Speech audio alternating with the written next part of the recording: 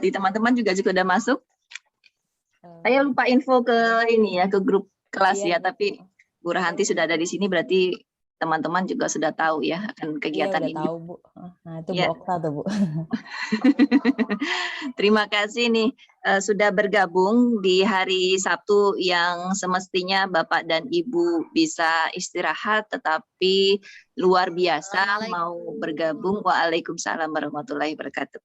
Luar biasa mau bergabung kembali kita membahas modul pedagogik ya Bapak dan Ibu.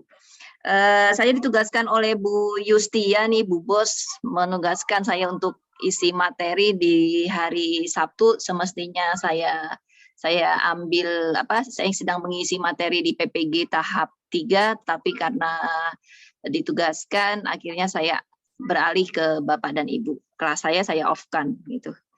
Oke, kita kembali melanjutkan sama-sama. Kita kembali melanjutkan ya bab 3 dan barangkali saya tidak akan mengulang kembali materi-materi yang seperti discovery, kontekstual ya, inquiry. Nanti Bapak dan Ibu bisa melihat di tayangan YouTube ya, ataupun tayangan-tayangan saya gitu. Ada di dalam situ rekaman waktu saya menjelaskan mengenai pedagogik di 1 bulan yang lalu sudah saya upload, jadi bisa Bapak Ibu pelajari kembali. Kita sekarang berfokus pada bab 3 soal-soal latihan formatif. Sebenarnya ini tidak terlalu sebanyak di tahap waktu awal kita pengayaan pedagogik ya, tetapi ternyata ada teori-teori seperti cybernetik, behavioristik, ada kognitivistik, dan ada humanistik. Itu yang sampai memakan sekitar 2 soal ya, 2 soal, tetapi itu sebetulnya kalau mau diajarkan luar biasa banyak ya, tapi akan saya ajarkan di kelas pengayaan ini, tapi tidak secara mendalam ya, karena keterbatasan waktu. Biasanya saya kalau mengajarkan teori belajar, satu teori belajar itu bisa 2 jam sampai 3 jam, tetapi akan saya ringkas dalam beberapa menit saja ya, tapi paling tidak Bapak Ibu bisa memahami apa sih perbedaan mendasar dari teori-teori tersebut. Oke, saya izin share screen Bapak dan Ibu. Ini nanti akan kita bahas bersama-sama ya, PPT untuk teori belajar.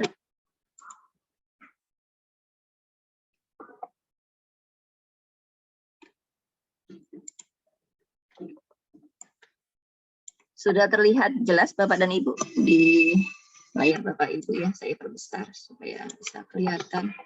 Saya minimize ininya. Oke. Nah, pertanyaan pertama di sini yaitu menerapkan berbagai pendekatan, strategi, metode, dan teknik pembelajaran yang mendidik secara kreatif ya, dengan mengintegrasikan teknologi merupakan kompetensi inti pedagogik pada aspek apa? Kalau kita berbicara mengenai pendekatan, strategi, metode, teknik, secara tidak langsung kita juga sedang berbicara tentang model-model pembelajaran. Nah, ini yang terkadang atau seringkali kita salah artikan atau kita persepsikan dengan berbeda, Bapak Ibu. Kadang saintifik dikatakan sebagai model, kadang saintifik dikatakan sebagai pendekatan. Atau misalkan di beberapa referensi yang ada di internet ya, ada yang membahasakan demonstrasi itu sebagai model, ada yang membahasakan demonstrasi itu sebagai metode. Biasanya kalau mahasiswa saya gitu, mereka ujian skripsi, lalu kemudian mereka mau mengembangkan sebuah model atau mereka melakukan penelitian tindakan kelas yang terkait dengan model metode, itu biasanya saya akan menanyakan sumber referensinya terlebih dahulu. Kenapa Anda mengatakan saintifik itu sebagai model? Kenapa Anda mengatakan kontekstual dan kooperatif learning itu sebagai pendekatan? Apa referensi yang digunakan? selama mahasiswa saya bisa menyebutkan referensinya, dan biasanya mahasiswa itu pegang bukunya Anita Lee yang tentang model pembelajaran kooperatif ya, biasanya saya perbolehkan mereka menggunakan istilah-istilah itu.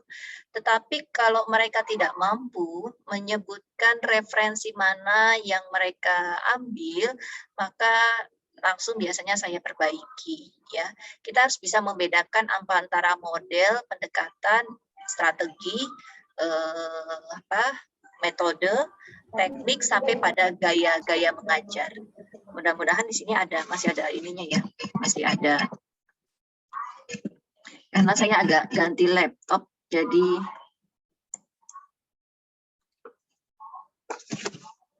file isinya juga udah nggak terlalu selengkap laptop saya yang lama. Sebelum kita menjawab nomor 1, saya ingin menjelaskan.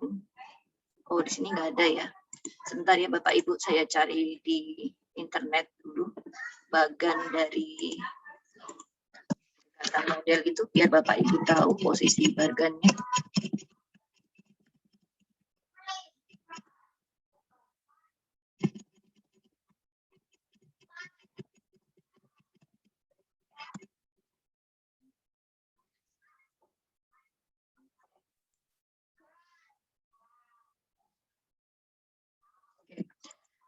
Ini adalah bagan dari sebuah kita katakan dari sebuah proses pembelajaran ya. Mana ini kok nggak ada ini? Saya perlu bagannya.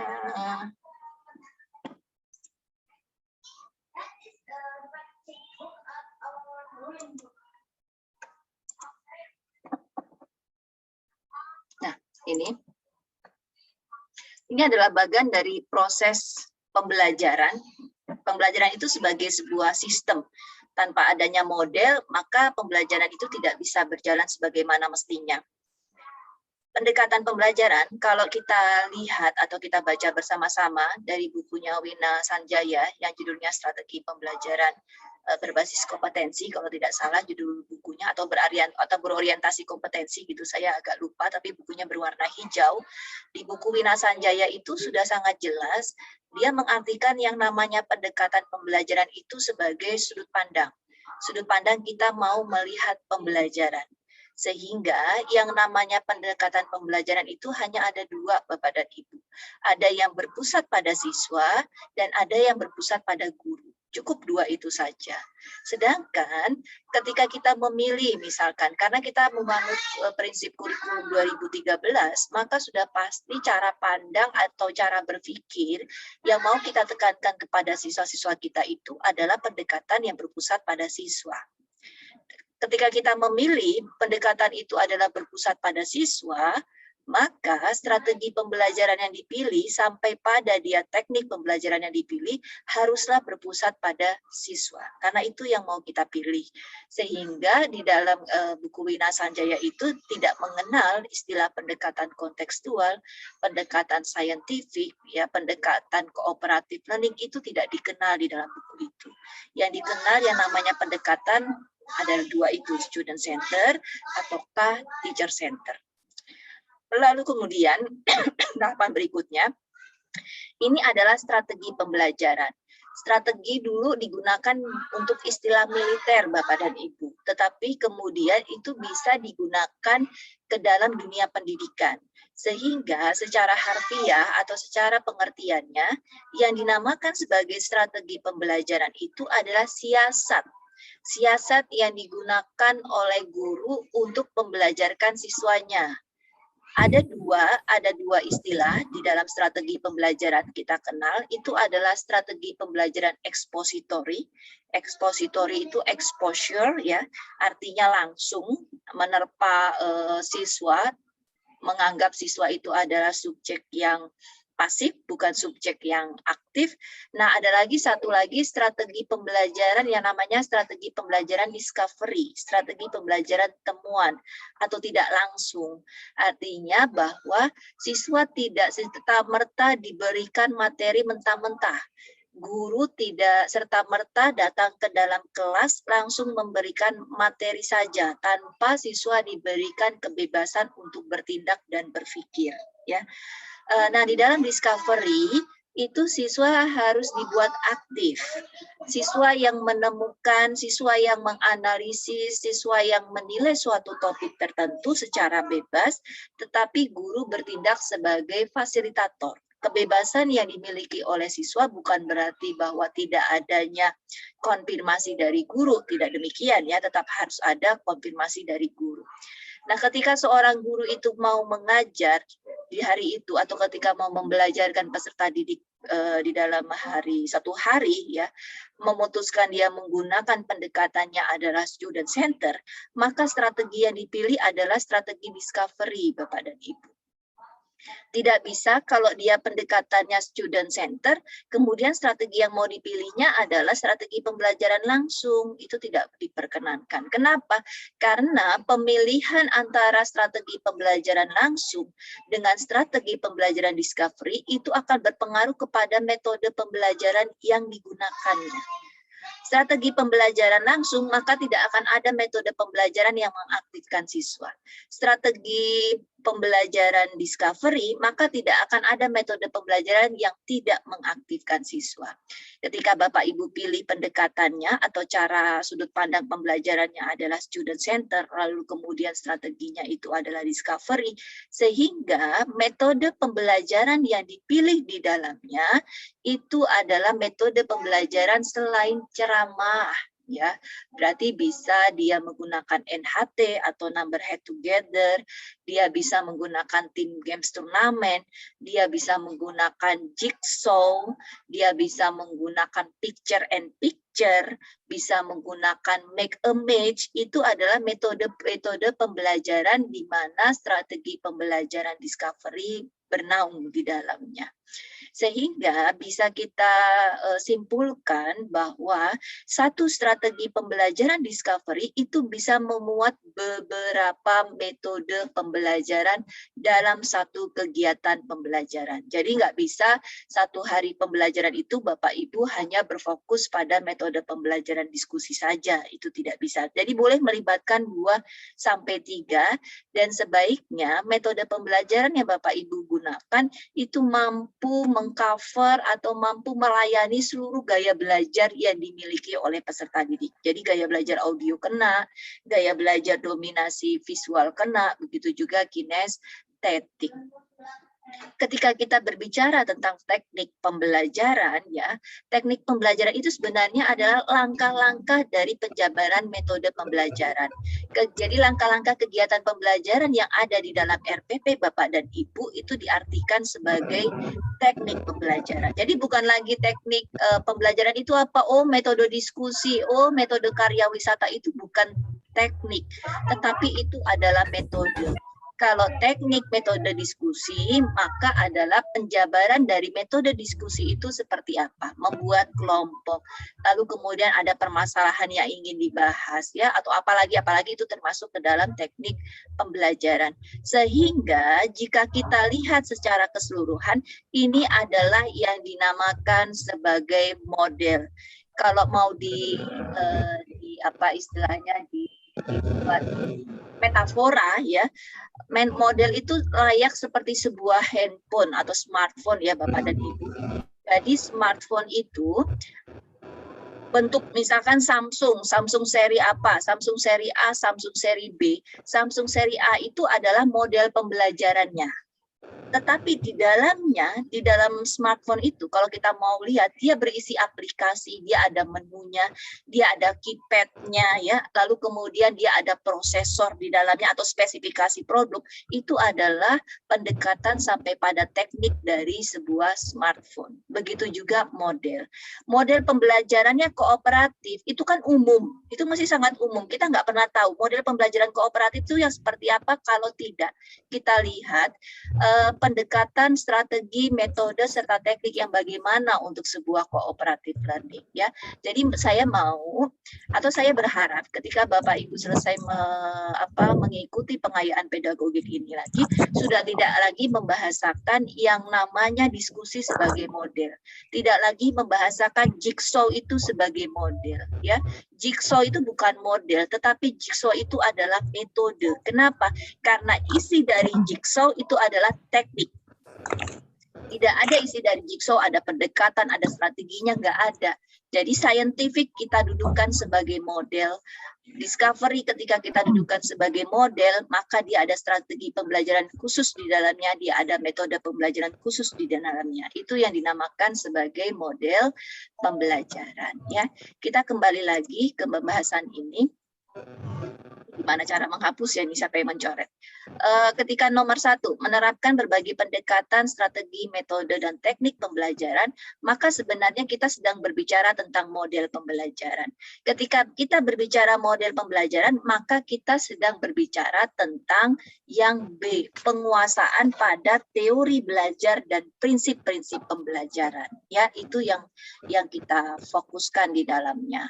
Berarti jawaban poin nomor 1 itu adalah yang B. Ya. Oke, kita lanjut ke poin nomor 2. Kalau misalkan Bapak Ibu mau bertanya, bilang ya, segera bilang. Nanti saya akan memberikan waktu Ibu. untuk bertanya. Oh, boleh, monggo. Izin bertanya, Bu, untuk silakan Pak Suryo. Iya. Saya pernah dengar istilah metakognitif ya, Bu ya? Iya, betul. Nah, itu termasuk pendekatan, strategi, atau model dan penjelasannya maksudnya gimana ya, Bu, metakognitif itu? Semuanya salah, Pak Suryo. Yang namanya pengetahuan itu metakognitif itu adalah dimensi pengetahuan, Pak Suryo. Jadi kalau kita kan sering pernah mendengar istilahnya taksonomi Bloom ya. Taksonomi Bloom, atau saya sharekan saja lagi ya. Tapi memang harus Bapak Ibu sabar sebentar ya. Saya harus cari di internet dulu bagannya supaya Bapak Ibu jelas.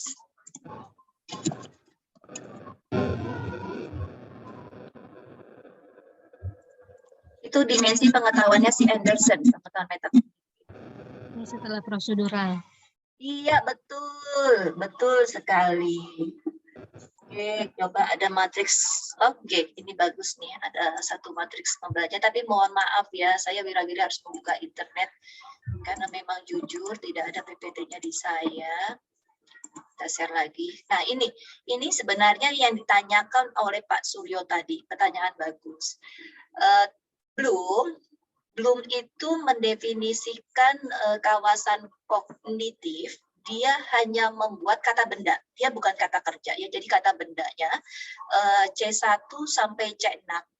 Lalu kemudian Anderson dan Cradwell, 2 orang itu mereka adalah muridnya si Bloom, menyempurnakan kawasan kognitif yang sudah dibuat oleh Bloom dengan mengubah dimensi proses kognitif, dan mereka membuat yang namanya dimensi pengetahuan. Jadi kalau Bloom hanya membuat dimensi proses kognitif saja, sedangkan kalau Anderson dan Cradwell dia membuat dimensi proses kognitif plus dia buat dimensi pengetahuan. Ya, dimensi proses kognitif yang dibuat oleh Anderson dan Cradwell itu juga sama-sama C sampai C6. Tetapi bedanya kalau Bloom dimulai dari pengetahuan, pemahaman, analisis, sintesis, dan evaluasi, sedangkan kalau Anderson dan Cradwell mengingat, memahami, menerapkan, menganalisis, mengevaluasi sampai pada mencipta. Sehingga saya sering bilang ke mahasiswa-mahasiswa saya, coba Anda cari KKO-nya Anderson dan Cradwell. Saya bebaskan mereka, saya biarkan mereka mencari dulu. Dan banyak ada beberapa yang salah, yang mereka bawa itu adalah taksonomi Bloom, bukan taksonominya si Anderson dan Cradwell. Ketika mereka membawa KKO untuk taksonominya Anderson Cradwell, itu bisa dilihat paling gampang ada posisi C6-nya mencipta. bukan evaluasi. Kalau terakhirnya evaluasi itu adalah taksonomi Bloom. Nah, seperti tadi yang dikemukakan oleh Pak Suryo, kok ada istilah metakognitif itu apa gitu ya. Nah, metakognitif itu termasuk ke dalam dimensi pengetahuan. Dimensi pengetahuan ada faktual, ada konseptual, ada prosedural, ada metakognitif. Dimensi pengetahuan faktual itu menjelaskan pengetahuan yang sifatnya fakta, yang memang terjadi, ya, bukan konsep, tetapi dia fakta. Contohnya, peristiwa kemerdekaan negara Indonesia itu terjadi pada tanggal 17 Agustus 1945. Itu faktual. Faktanya seperti itu memang. Atau peristiwa gelombang tsunami di Aceh terjadi pada tahun 2004. Itu adalah faktual, bukan konsep. Sedangkan kalau yang namanya konseptual itu adalah teori-teori. Coba jelaskan proses terjadinya gerhana bulan. Coba jelaskan proses terjadinya gerhana matahari. Itu konseptual. Kalau prosedural itu adalah contohnya, jelaskan proses metamorfosis dari hewan kupu-kupu, itu prosedural karena berupa langkah-langkah, ya, langkah-langkah perkembangbiakan tumbuhan atau langkah-langkah perkembangbiakan hewan itu termasuk ke dalam prosedural. Sedangkan metakognitif ini adalah dimensi pengetahuan yang saya bilang cukup sulit untuk dikuasai oleh anak, tetapi bisa dibelajarkan untuk anak mampu berpikir kritis dan kreatif lainnya. Contohnya ya, metakognitif ini misalkan Bapak Ibu sudah memberikan konsep faktual atau konseptual kepada anak, lalu sudah memberikan materi yang sifatnya prosedural. Di akhir, Bapak Ibu mau memberikan pengetahuan metakognitif dari cara ketika siswa itu mau mengaitkan antara teori terhadap kasus. Itu sudah masuk ke dalam dimensi pengetahuan metakognitif. Seperti yang kamu ketahui, setelah kita belajar tentang penyebab-penyebab banjir, ya, lalu kemudian dampak-dampak penyakit yang ditimbulkan oleh peristiwa banjir, sekarang coba lakukan analisis dan buatlah kesimpulan atau buatlah solusi terhadap permasalahan banjir yang ada di lingkunganmu. Itu sudah masuk metakognitif. Langsung tinggi itu kompetensi level kognitifnya ya. Apalagi kalau dia sampai C6. C6 metakognitif, udah C6 metakognitif pula. Sehingga kita bisa katakan bahwa kolom terakhir dari C6 ini adalah kemampuan berpikir yang sangat tinggi yang harus dikuasai oleh siswa. Begitu Pak Suryo. Jadi yang namanya metakognitif itu tidak termasuk model, tidak termasuk strategi, dia tidak termasuk pendekatan, tetapi dia termasuk ke dalam dimensi pengetahuan. Cukup jelas, Pak?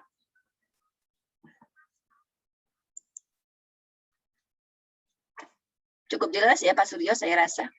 Iya Bu, terima kasih informasinya. Sama-sama. Ada lagi pertanyaan Bapak Ibu sebelum kita berlanjut lagi? Oke, kita lanjut lagi ya.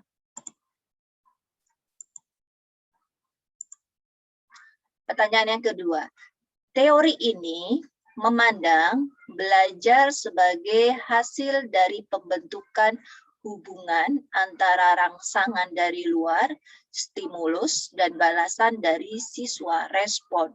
Ini sebetulnya pembuat soalnya sudah kasih contekan. Contekan yang Bapak Ibu lihat itu adalah pada ada katanya stimulus, ada kata responnya, ya, yang dapat diamati. Ditambah lagi nih, dapat diamati. Ini udah jelas sekali teori belajarnya. Semakin sering hubungan, bonding, ikatan yang terjadi antara stimulus dan respon, maka akan semakin kuatlah hubungan keduanya. Love of exercise. Ini teorinya si Thorndike ya. Teori belajar yang dimaksud adalah A. Behavior, B. Cybernetic, B kognitif, C humanistik, D cybernetik, dan E konstruktivisme. Ketika kita lihat dari sini, maka sebenarnya kita sedang berbicara tentang teori belajar. Pada dasarnya, Bapak dan Ibu, teori belajar itu ada empat grounded teori belajar yang paling sering akan dibahas di dalam pedagogik. Cybernetik itu teori belajar baru. Cybernetik berkaitan dengan jaringan. Ya, dianggapnya manusia atau peserta didik itu belajar seperti sedang mengolah informasi ya, kalau kayak di komputer. Jadi sewaktu-waktu dia butuh, dia hanya menggali informasi yang ada di otaknya, lalu kemudian dia keluarkan dan kemudian dia pahami, ya, itu dinamakan sebagai cybernetik. Nanti akan saya jelaskan di bagian akhir. Tetapi grand teori belajar itu sebenarnya fokusnya Bapak Ibu bisa pada 4 hal saja.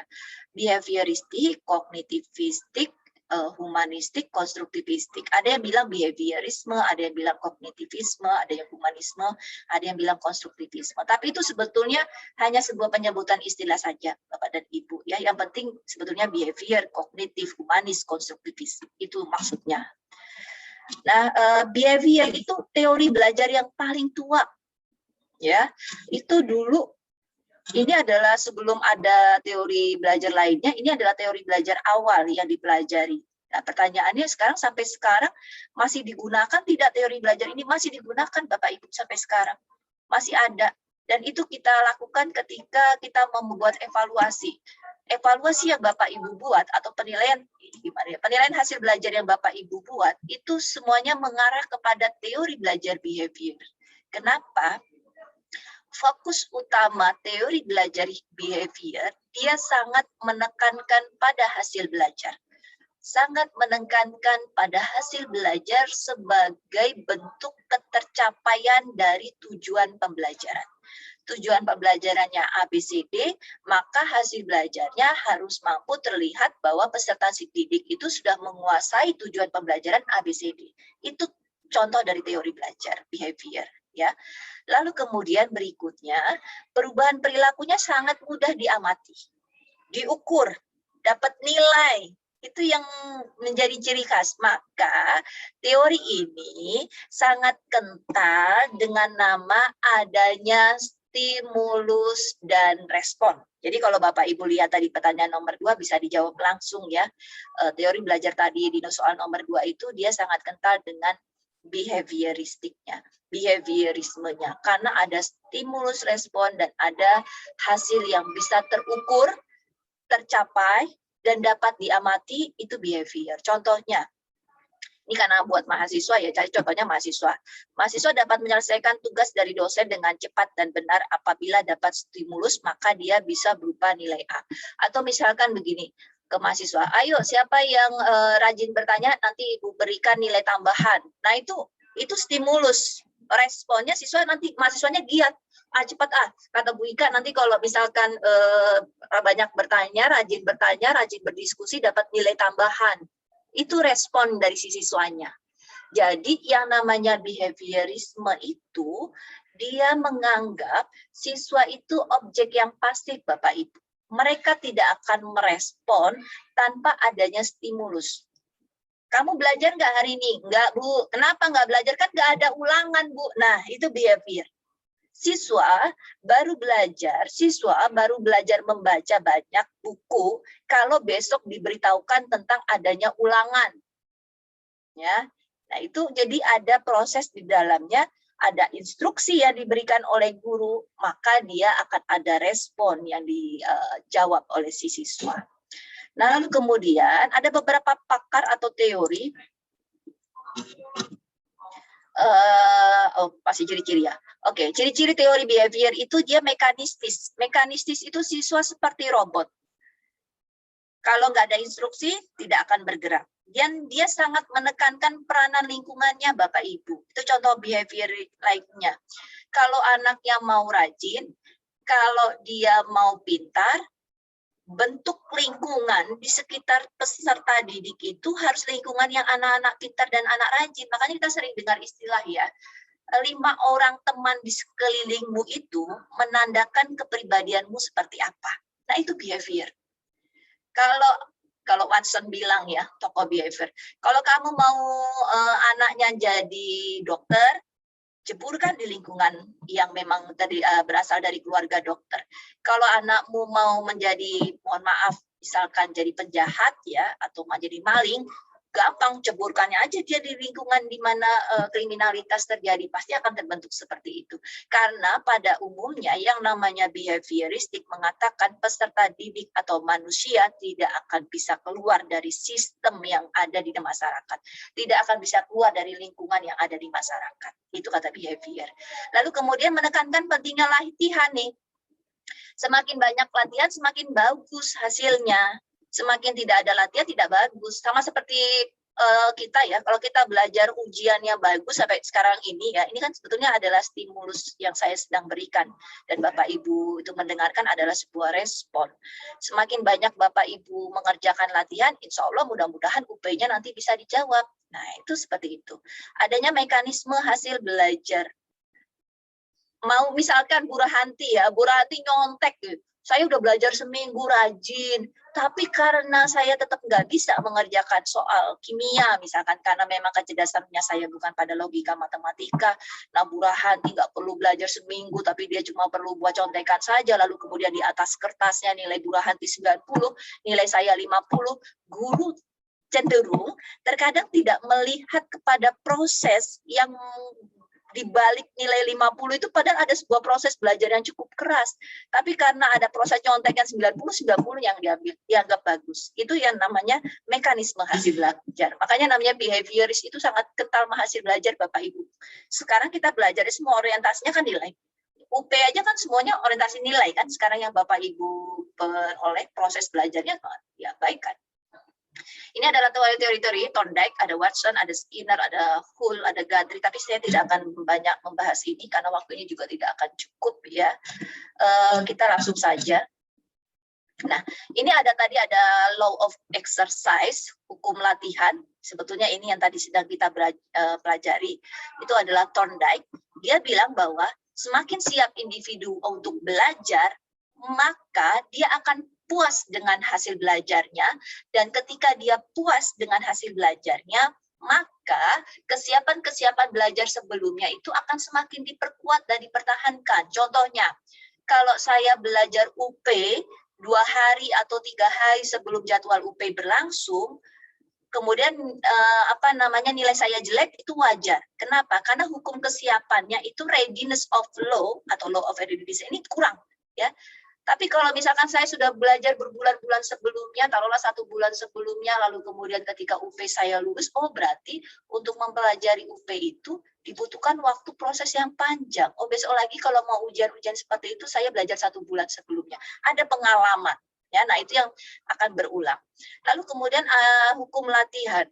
Hukum latihan berbicara makin sering diulangi itu materi pelajaran itu akan semakin sering dikuasai. Sama seperti saya ketika mau tes CPNS, Bapak Ibu, saya mempelajari 8 buku CPNS. Semuanya saya beli di toko buku, saya isi semua buku-buku itu, saya pelajari sehingga saya hafal pola tipe soal dari tes CPNS itu seperti apa. Itu kenapa? Karena makin sering diulangi. Jadi akhirnya dikuasai, ya. Lalu kemudian ada lagi. Ada yang namanya hukum akibat, law of effect. Ketika perbuatan atau hasilnya menyenangkan, maka dia akan senang dengan kita juga.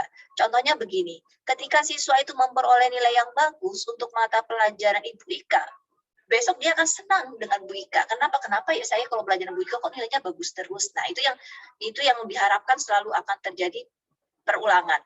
Respon positif akan diperoleh ketika stimulusnya menyenangkan bagi diri si peserta didik. Tetapi ketika stimulusnya tidak menyenangkan, responnya juga tidak akan menyenangkan. Ya, kita lengkapi. Lalu behavior akan kenal sekali yang namanya hadiah dan hukuman. Ketika pemberian hadiah terhadap perilaku positif yang sudah dikeluarkan oleh siswa, dia akan berperilaku seperti itu terus-terusan. Tapi ada efek negatifnya ya dari pemberian hadiah, terutama kalau pemberian hadiah yang sifatnya material.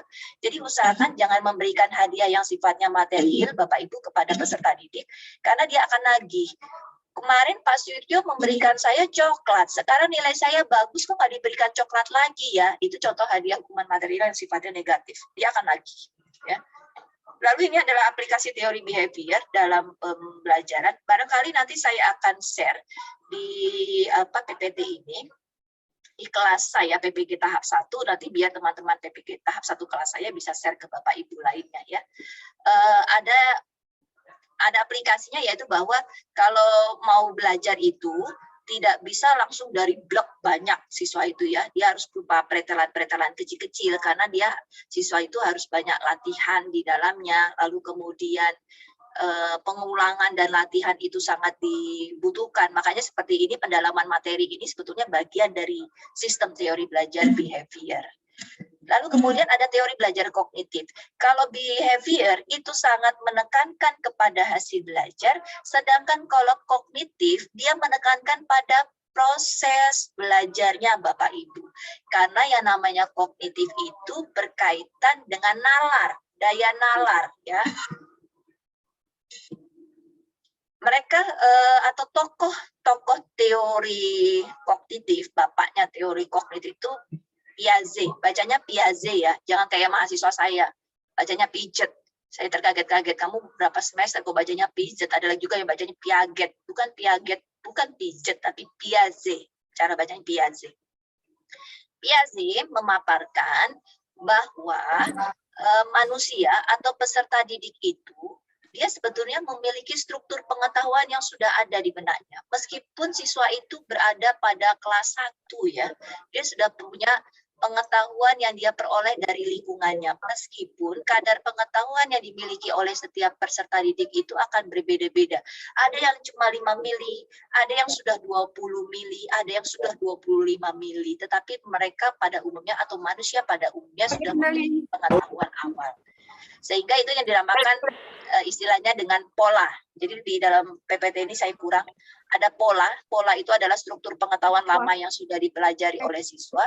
Lalu kemudian Piaget mengatakan ada yang namanya asimilasi, akomodasi, dan ekuilibrasi. Ekuilibrasi atau equilibrium, sama aja istilahnya. Asimilasi itu artinya penambahan pengetahuan baru terhadap pengetahuan lama, tetapi tidak mengubah struktur pengetahuannya. Contoh, seorang anak paham bahwa jeruk itu manis. Taunya dia selama ini dibelikan ibunya manis. Suatu saat dia diberikan oleh temannya jeruk, lalu kemudian dia makan, asem. Nah, di situ tuh struktur kognitifnya dia, pola pengetahuan bahwa dia menganggap bahwa selama ini jeruk itu manis, lalu kemudian dia dapat makan jeruk yang asam, kemudian dia paham bahwa rasanya jeruk itu ternyata selain manis ada yang asam, itu dinamakan sebagai proses asimilasi. Ya, dia tidak mengubah struktur pengetahuan, masih sama-sama tentang jeruk. Sama seperti kalau misalkan Bapak Ibu melakukan proses penjumlahan. Kemudian sekarang mau berpindah ke perkalian, itu asimilasi karena nggak mengubah struktur pengetahuan, masih dalam proses yang sama. Tetapi ketika Bapak Ibu mengajarkan penjumlahan, lalu kemudian ada pengurangan atau ada pembagian, itu masuknya ke dalam akomodasi. Akomodasi itu artinya penambahan pengetahuan baru, perluasan pengetahuan baru ke pengetahuan sebelumnya yang sudah diperoleh oleh anak, tetapi sangat mengubah struktur kognitif anak. Sehingga yang namanya teori kognitif ini menjadi landasan, menjadi dasar supaya hasil belajar anak itu bagus, Bapak Ibu. Peserta didik Bapak Ibu tidak akan pernah bisa melakukan operasi hitungan kalau dia tidak pernah lulus nilai perkalian, tidak pernah lulus nilai pengurangan. Jadi kalau kita bilang kalau dia nggak mudeng, nggak bakalan bisa dia berlanjut. Karena kenapa terjadinya disekwilibrasi. Disekwilibrasi itu artinya anak tuh nggak paham materinya, nggak sinkron antara pengetahuan lampau dengan pengetahuan baru. Nggak bisa mengubah struktur pengetahuan menjadi yang lebih baru. Makanya kenapa di dalam RPP Bapak Ibu itu harus ada yang namanya apersepsi. Apersepsi itu sebagai jembatan untuk menyesuaikan pengetahuan lama dengan pengetahuan baru yang akan mau dipelajari. Nah, penyesuaian pengetahuan lama dengan pengetahuan baru yang mau dipelajari itu kita namakan sebagai ekuilibrasi atau equilibrium. Ya, jadi keseimbangan atau bahasa orang Jawa mudengnya anak itu adalah ekuilibrasi. Kita lanjut, ini nggak usah abaikan aja, nggak kekejar nanti waktunya. Lalu tahapan teori belajar berikutnya yang kita kenal itu adalah teori belajar humanistik atau humanisme. Humanistik atau humanisme, kalau bisa dikatakan, itu adalah teori belajar yang paling ideal di antara teori belajar lainnya.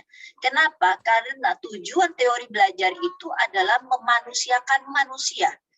Kita harus tepos seliro, kita harus paham karakteristik perkembangannya peserta didik. Kita harus memahami bahwa anak itu bakat dan minatnya bukan mata pelajaran matematika, bakat dan minatnya bukan pada pelajaran bahasa Inggris, sehingga guru harus tahu dan bisa menetapkan metode pembelajaran atau strategi pembelajaran apa yang sesuai untuk masing-masing siswa. Sehingga saya katakan saking idealnya teori belajar humanistik, maka ada beberapa konsep dari humanistik yang barangkali akan sangat sulit Bapak Ibu terapkan di dalam kelas. Ya, kalau murid-murid Bapak Ibu di dalam kelas itu hanya 15 anak, mungkin bisa digunakan humanistik secara keseluruhan. Tetapi ketika jumlah siswanya ada 32 atau ada 40 bahkan 50 di Lembang sana, itu saya pernah dengar peserta PLPG dulu bilang ada sampai 60 siswa dalam satu kelas ya. Tidak akan mungkin lah, impossible yang namanya humanis itu dilakukan secara penuh di dalam kelas ya.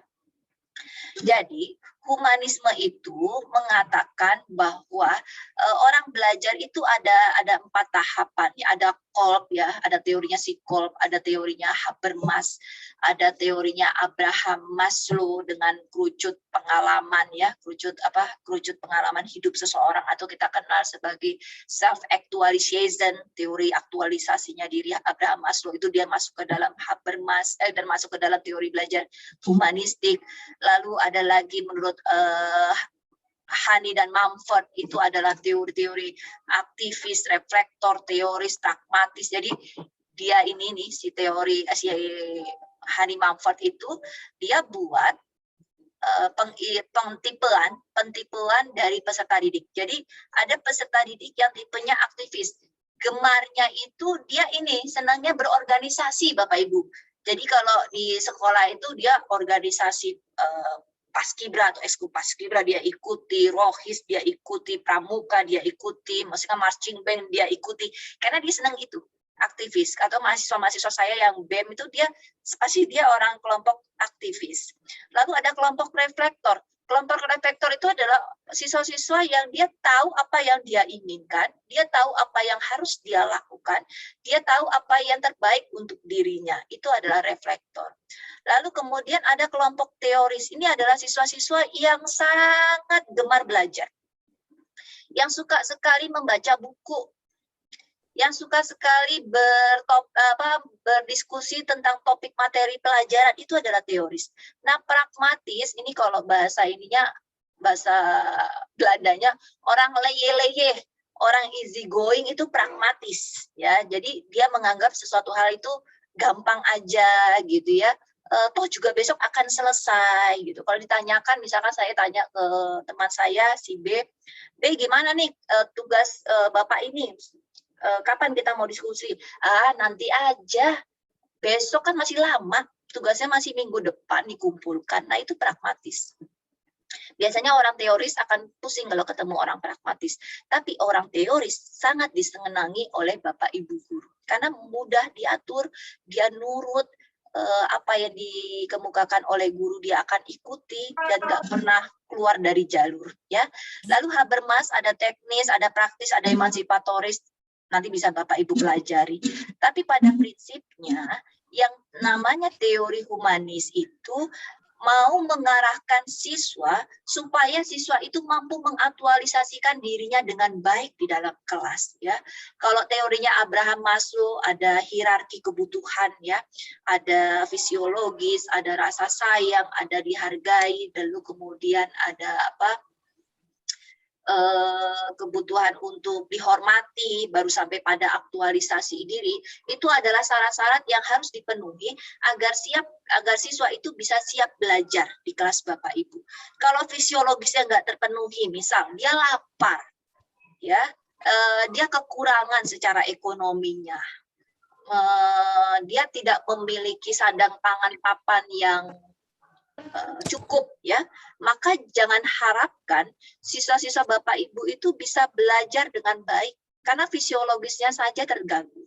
Tetapi misalkan ada anak yang fisiologisnya sudah terpenuhi, sandang pangan papanya oke, tetapi kemudian dia memiliki trouble masalah di keluarga, apa? Disayangi, dia merasa kurang perhatian ketika dia bicara, orang tuanya tidak mau mendengarkan atau lingkungannya kurang menyimak ketika dia itu berbicara, lalu dia merasa karena dianggap anak kecil dia tidak dihormati, maka aktualisasi dirinya juga tidak akan tercapai. Ya, jadi kesimpulannya humanis, ketika seorang anak tidak mampu belajar terhadap topik tertentu, lihat dulu hierarki kebutuhannya. Trouble apa atau masalah apa yang dialami oleh si anak? Apakah dari segi fisiologisnya, apakah lagi dari segi rasa disayanginya, harga dirinya, dihormatinya yang membuat dia ada trouble di dalamnya, maka itulah menjadi tugas guru untuk mengetahui hal-hal tersebut ya. Jadi kita tuh wajib sebagai fasilitator di humanis, kita juga bertindak sebagai konselor di dalam teori humanis. Lalu ada lagi satu teori. Ini adalah teori konstruktivis. Konstruktivis ini sebetulnya juga digagas oleh Piaget, tapi Piaget punya murid lagi yang namanya Vygotsky ya, tapi Vygotsky itu lebih melihat pada konstruktivisme yang sifatnya sosial. Jadi konstruktivisme itu ada dua, ada konstruktivisme kognitif, konsepnya sama seperti teori belajar kognitif, dia kenal yang namanya asimilasi, akomodasi, ekuilibrasi. Tetapi ada satu lagi, Vygotsky menambahkan dengan teori konstruktivisme sosial. Teori konstruktivisme sosial Vygotsky memaparkan bahwa siswa-siswa kalau belajar itu nggak bisa sendiri, nggak bisa mandiri. Dia harus didampingi oleh orang dewasa, bukan guru saja, tetapi bisa oleh kakaknya, bisa oleh orang tuanya. Itu yang dinamakan sebagai konstruktivisme sosial. Sehingga di dalam konstruktivisme sosial akan ada konsep yang namanya scaffolding. Scaffolding itu adalah teori yang memaparkan bahwa di tahap awal siswa itu belajar, tingkat ketergantungan dia terhadap orang dewasa itu akan sangat tinggi. Tapi lambat laun orang dewasa akan bisa menjauh dan anak bisa belajar dengan sendirinya. Itu yang dimaui oleh konstruktivisme kognitif ya. Jadi kalau di dalam teori belajar konstruktivisme dia sangat menekankan pada diskusi kelompok, diharapkan dari kelompok itu siswa bisa bebas berekspresi, siswa bisa mengeksplor materi-materi di dalamnya sehingga nanti menjadi meaningful learning, belajar yang lebih bermakna. Kalau siswa yang mengkonstruk sendiri pengetahuannya, jadi konstruktivis itu sebetulnya membangun pengetahuan sendiri, itu inti teorinya.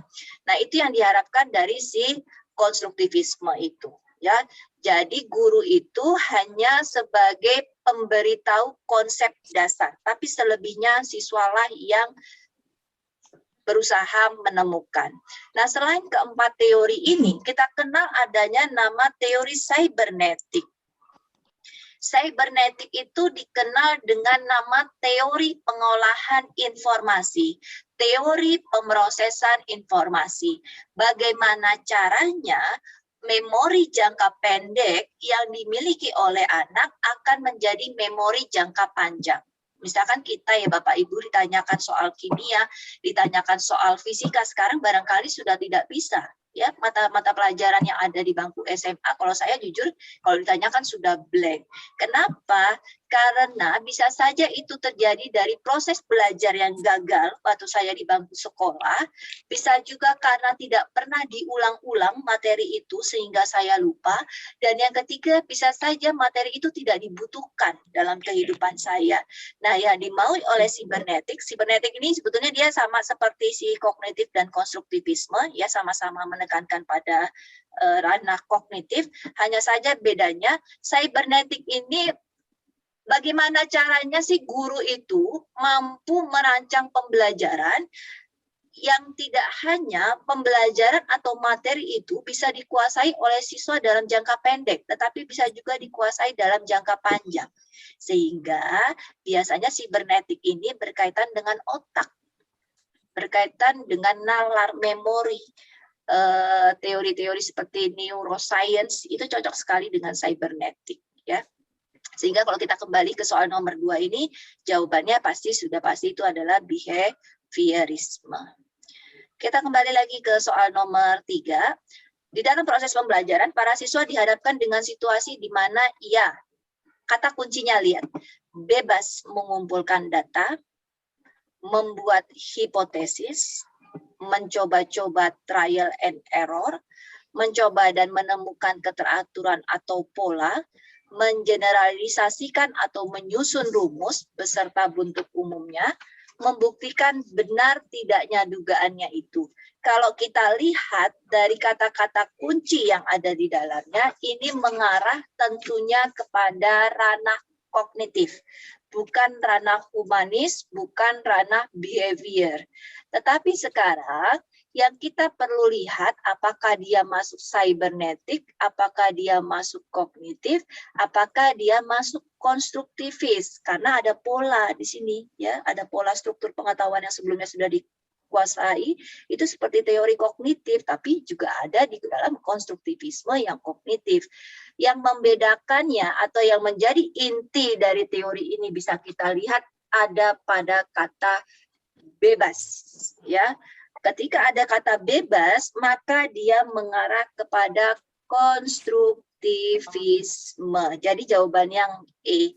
Ketika dia itu jawabannya B, teori belajar kognitif, maka akan ada serangkaian instruksi atau penugasan yang dibuat oleh guru tanpa dia bisa bebas mengumpulkan data atau membuat hipotesis. Di situ bedanya ya Bapak Ibu. Sampai di sini ada pertanyaan Bapak Ibu? Sebelum saya lanjut. Jelas, Bu. Jelas, baik. Terima kasih feedback-nya.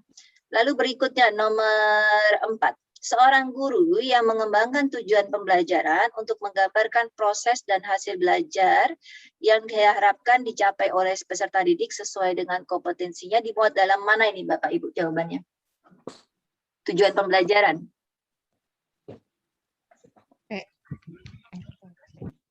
Di mana? RPP, betul sekali. Kenapa? Karena tujuan pembelajaran itu memang ada di dalam lembar penilaian, tetapi tujuan pembelajaran yang ada di RPP itu juga menggambarkan proses belajar, tidak hanya hasil belajarnya ya. Kalau silabus itu kan dia ada isinya cuma kumpulan kompetensi dasar ya, pengalaman belajar, waktu, langkah-langkah, tapi langkah-langkahnya juga secara singkat ya, nggak secara mendalam dibahas, tapi tidak ada tujuan pembelajaran di dalam silabus. Lalu kemudian dalam mempersiapkan pembelajaran, seorang guru akan selalu bertemu dengan istilah silabus dan RPP. Silabus dan RPP sama-sama sebagai rencana proses pembelajaran. Perbedaannya pada apa kira-kira? Jawabannya apa nih Bapak Ibu? A apa? Oke, silabus berisi kompetensi dasar, sedangkan RPP mengarahkan kegiatan belajar. Oke, benar jawabannya A.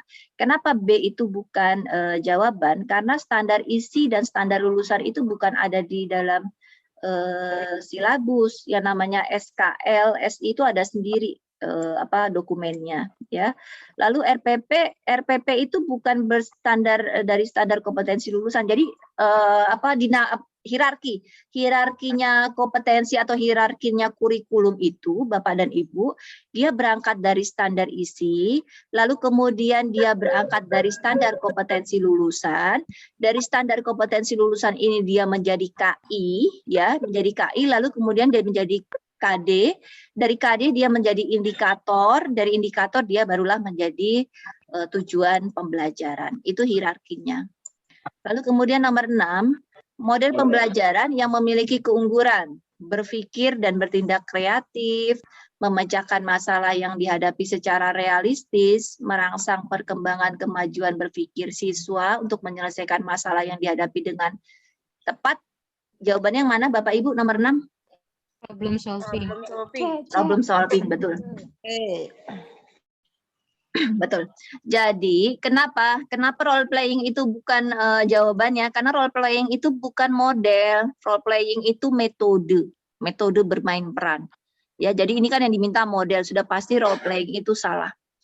Picture and picture, memasangkan gambar. Picture and picture juga bukan model. Picture and picture kan unitnya sudah kecil. Ketika picture and picture dibedah, yang ada hanya teknik pembelajaran. Maka sudah pasti role playing sama picture and picture ini salah. Yang B, inquiry. Kenapa inquiry bukan sebagai jawaban? Karena yang namanya inquiry itu penyelidikan. Dia model, Bu. Inquiry itu model, kontekstual model, problem solving model. Jadi sebenarnya ada 3 hal yang akan dijawab, yang kemungkinan jawabannya di B, C, dan E. Hanya saja salahnya di inquiry itu ada langkah-langkah prosedur yang tahapan berpikir ilmiahnya ada. Biasanya juga inquiry itu menyelidiki yang sifatnya sains, ya, itu baru masuk ke inquiry. Lalu ada yang namanya kontekstual. Kenapa ini dia bukan kontekstual? Karena masalah yang dihadapi itu tidak dijelaskan apakah dia sesuai dengan kehidupan siswanya, ya, hanya sifatnya realistis. Makanya dinamakan sebagai problem solving jawabannya. Oke, lanjut nomor 7. Seorang guru mengajukan pertanyaan kepada siswa dengan tujuan agar siswa mengingat kembali materi pelajaran yang sudah dipelajari sebelumnya. Nah, ini teori belajar kognitif nih. Ketika ada guru mengajukan pertanyaan supaya siswa mampu mengingat kembali materi pelajaran yang sudah dipelajari sebelumnya, ini masuknya ke dalam apersepsi atau bahasa kita itu adalah persiapan untuk mengarah kepada asimilasi dan akomodasi. Tetapi kalau di sini, ini dinamakan sebagai apa kira-kira? Membuat kaitan. Membuat kaitan, betul. Seperti tadi yang saya bilang ya, supaya dia mau ekuilibrasi, supaya dia akomodasi, bisa asimilasi, maka dia harus membuat kaitan. Itu makanya fungsi dari apersepsi. Lalu berikutnya nomor 8, seorang guru menjumpai kebiasaan belajar yang kurang tepat yang dilakukan oleh salah seorang siswanya, ya, sehingga kesulitan dalam mengikuti pelajaran. Barangkali ini kaitannya tuh dengan gaya belajar ya. Sebetulnya kebiasaan belajar itu tidak ada yang kurang tepat. Hanya saja karena modalitas belajar atau cara penyerapan informasi yang dimiliki oleh peserta didik itu berbeda-beda, maka terlihatnya seperti salah atau kurang tepat. Lazimnya orang itu kan belajar seperti gaya belajar visual ya. Baca buku, lalu kemudian menghafal, biasanya kan begitu tuh kalau guru ketahui. Tapi ada anak yang gaya belajarnya audio, dia bisa belajar kalau mendengarkan musik. Ayo makan di Mimi. Dia bisa belajar kalau dia sudah mendengarkan musik. Semakin musik itu mengalun di telinganya, penyerapan informasi dia akan semakin cepat. Atau misalkan ketika materi-materi itu dibuat dengan lagu atau dinyanyikan dengan lagu, itu akan semakin cepat. Tapi belum tentu semua guru paham itu. Padahal anak itu gaya belajarnya adalah audio.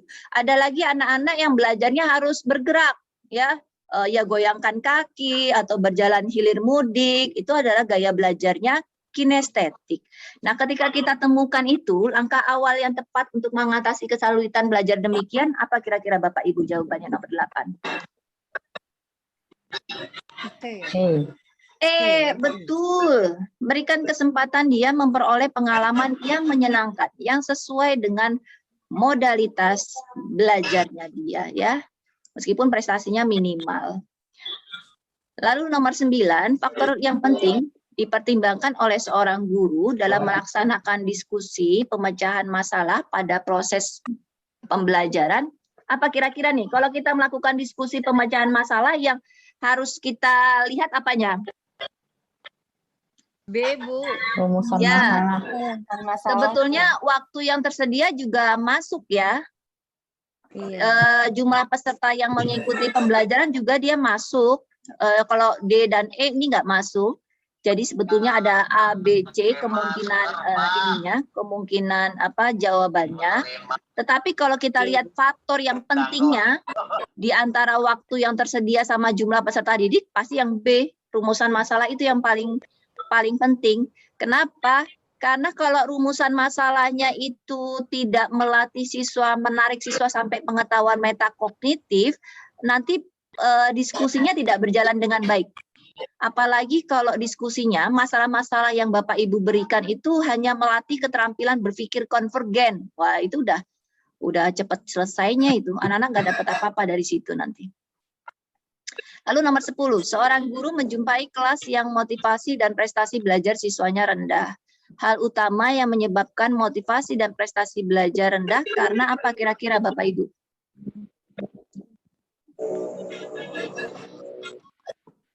Pembelajaran kurang. Yang A. Suasana kelas kurang kondusif karena tidak tersedianya sarana belajar yang lengkap. Ini sebetulnya ini juga sih masuk akal juga ya. Siswa pasif dalam belajar dan lebih senang bermain. Ini bukan. Ini kan yang mau ditanyain adalah faktor-faktor eksternal ya. Lalu yang C, siswa tidak mendapat bimbingan belajar dari orang tua. Ini juga tidak ngaruh, karena yang mau dijumpai adalah yang ada di dalam kelas. Kita bisa buang B dan C. Pembelajaran kurang menghargai perbedaan individu siswa. Ini betul. Nah, ini pembelajaran kurang menghargai perbedaan individu siswa itu biasanya pembelajaran yang behavior, bukan yang humanis. Kalau humanis, dia pasti menghargai perbedaan individu. Lalu yang E, siswa cenderung lebih suka belajar dalam kelompok. Ini juga bukan ini ya, bukan sebagai motivasi dan prestasi belajar yang rendah. Kalau yang E ini pasti motivasi belajar dan prestasi belajar dia akan bagus karena dilakukan dalam kelompok. Jadi kemungkinannya antara A dengan D. Tetapi kalau misalkan kita lihat lagi, yang paling bagus jawabannya itu adalah yang D. Karena kurang menghargai perbedaan individu siswa dibandingkan hanya sekedar sarana belajar saja. Ya, belum tentu Bapak Ibu loh, sarana belajar yang lengkap itu belum tentu motivasi dan prestasi belajarnya siswa bagus. Sama seperti jawaban, teknologi yang canggih belum tentu akan membuat hasil belajar siswanya canggih juga. Terkadang media pembelajaran yang tidak melibatkan teknologi juga bisa canggih.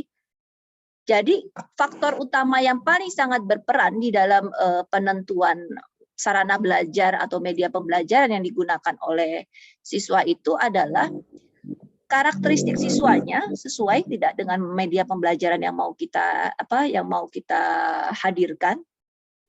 Lalu kita mampu tidak mengenal dengan sangat baik siapa peserta didik kita, apa kecerdasan yang mereka miliki, apa kebiasaan belajar yang mereka miliki, apa gaya belajar yang mereka miliki. Itu adalah faktor utama sebenarnya penentuan bagaimana motivasi dan prestasi belajar itu akan bagus ya. Kita lanjut di poin nomor 11. Pada saat mempersiapkan pembelajaran, seorang guru dapat menyusun strategi pembelajaran dan menentukan media yang akan digunakan dalam pembelajaran tersebut.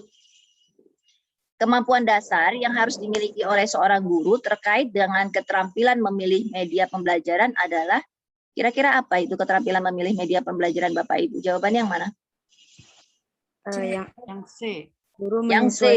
Materi terus memahami karakteristik dan media pembelajaran tersebut. Yang C. Betul Bapak Ibu. Yang A, guru harus mengetahui latar sosial budaya siswa dan sekolah. Ini sebenarnya benar ya. Jadi ketika kita mau membuat sebuah media pembelajaran, kita harus tahu dulu latar sosial budaya si siswanya. Biasanya kalau mahasiswa-mahasiswa saya mau membuat media, saya minta mereka melakukan analisis kebutuhan. Nah, latar sosial budaya ini masuk ke dalam analisis demografi. Suku yang ada di siswa-siswa Bapak Ibu itu kebanyakan suku apa? Jadi kalau misalkan suku Jawa atau suku Ambon, maka gunakanlah nama-nama yang diketahui dan dikenal oleh mereka sesuai dengan sukunya ya. Atau kalau misalkan kita melakukan uji coba media pembelajaran ke sekolah yang mohon maaf ya sekolah non muslim atau sekolah-sekolah Hindu atau sekolah-sekolah internasional, lalu kemudian si pengembang media membuat karakter atau tokoh yang berjilbab, itu kan nggak sesuai juga gitu ya, makanya harus dipertimbangkan latar belakang sosial budayanya. Lalu kemudian guru mengetahui cara mengevaluasi pembelajaran dengan media, ini bukan keterampilan memilih media. Dan yang C, memahami karakteristik dari media pembelajaran. Ini yang juga harus dilakukan. Yang D bukan, yang E bukan. Jadi sebetulnya jawabannya kemungkinan antara A dan C.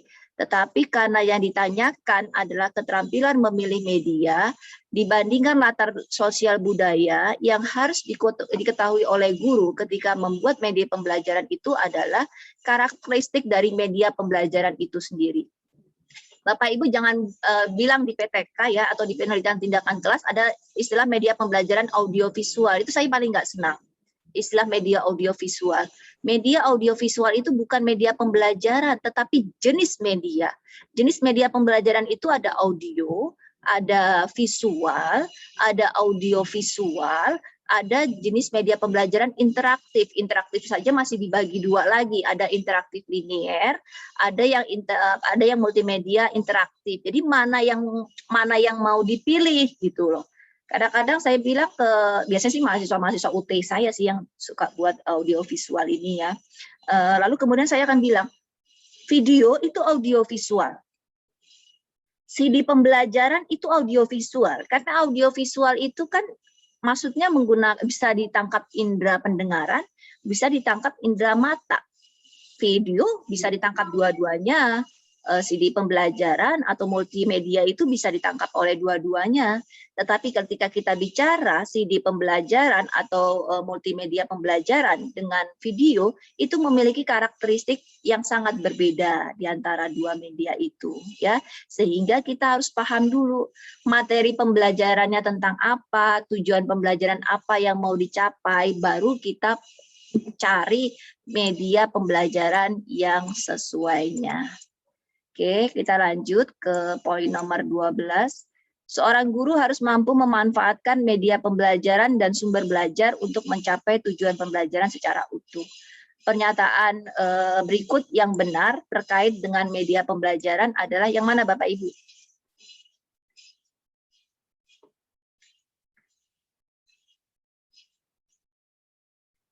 Yang mana kira-kira? Yang D. Yang C? D. Media dapat digunakan sebagai pembawa pesan dalam suatu kegiatan pembelajaran. Betul. Yang 12 itu yang D. Kenapa yang A? A itu tadi yang saya bilang. Media pembelajaran berbasis TIK itu bukanlah yang paling baik. Yang paling baik itu desainnya. Desain yang ada dalam media itu. Media itu kan sifatnya alat ya. Kayak misalkan laptop ya. Laptop ini kan alat, laptop ini bukan media pembelajaran, tetapi dia bisa menjadi media pembelajaran ketika Bapak Ibu mampu memanfaatkan laptopnya itu misalkan dengan menampilkan Google Classroom, ya, dengan menampilkan PowerPoint. Nah itu yang paling bagus itu yang begitu, rancangan pembelajaran yang ada di dalamnya. Contoh Google Classroom. Google Classroom itu tidak akan menjadi media pembelajaran yang bermakna kalau isinya Bapak Ibu cuma ngupload aja, ngupload tugas, upload materi-materi saja tanpa adanya desain pembelajaran di dalamnya. Jadi bagusnya Google Classroom itu ada interaksi diskusi antara guru siswa, antara sesama siswa, lalu memanfaatkan fasilitas chat ya untuk berdiskusi satu sama lain, lalu mengomentari tugas-tugas yang sudah dikerjakan oleh teman-temannya. Nah, itu jauh lebih bagus daripada hanya dilihat dari segi teknologinya saja. Sebuah media dapat digunakan untuk semua kegiatan pembelajaran yang nggak bisa lah. Kalau misalkan mau berupa prosedural ya, kegiatan prosedural nggak bisa dipakai media PowerPoint. Atau misalkan mau menjelaskan alat peredaran darah atau apalagi alat sistem pencernaan manusia, nggak bisa digunakan semua media.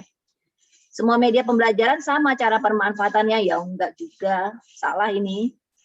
Media Google Classroom sama PowerPoint kan beda cara menggunakannya ya. WhatsApp group itu juga beda dengan video misalkan. Nah, WhatsApp group itu juga menjadi sebuah alat saja, bukan media pembelajaran kalau di dalamnya tidak ada interaksi ya antara guru dengan siswa. Jadi lazimnya sebuah media pembelajaran selain karakteristik media yang perlu kita perhatikan, keterampilan memilih media itu juga harus didasarkan pada tujuan pembelajaran serta karakteristik materi pembelajaran yang mau disampaikan ya. Jadi yang jawabannya benar adalah D.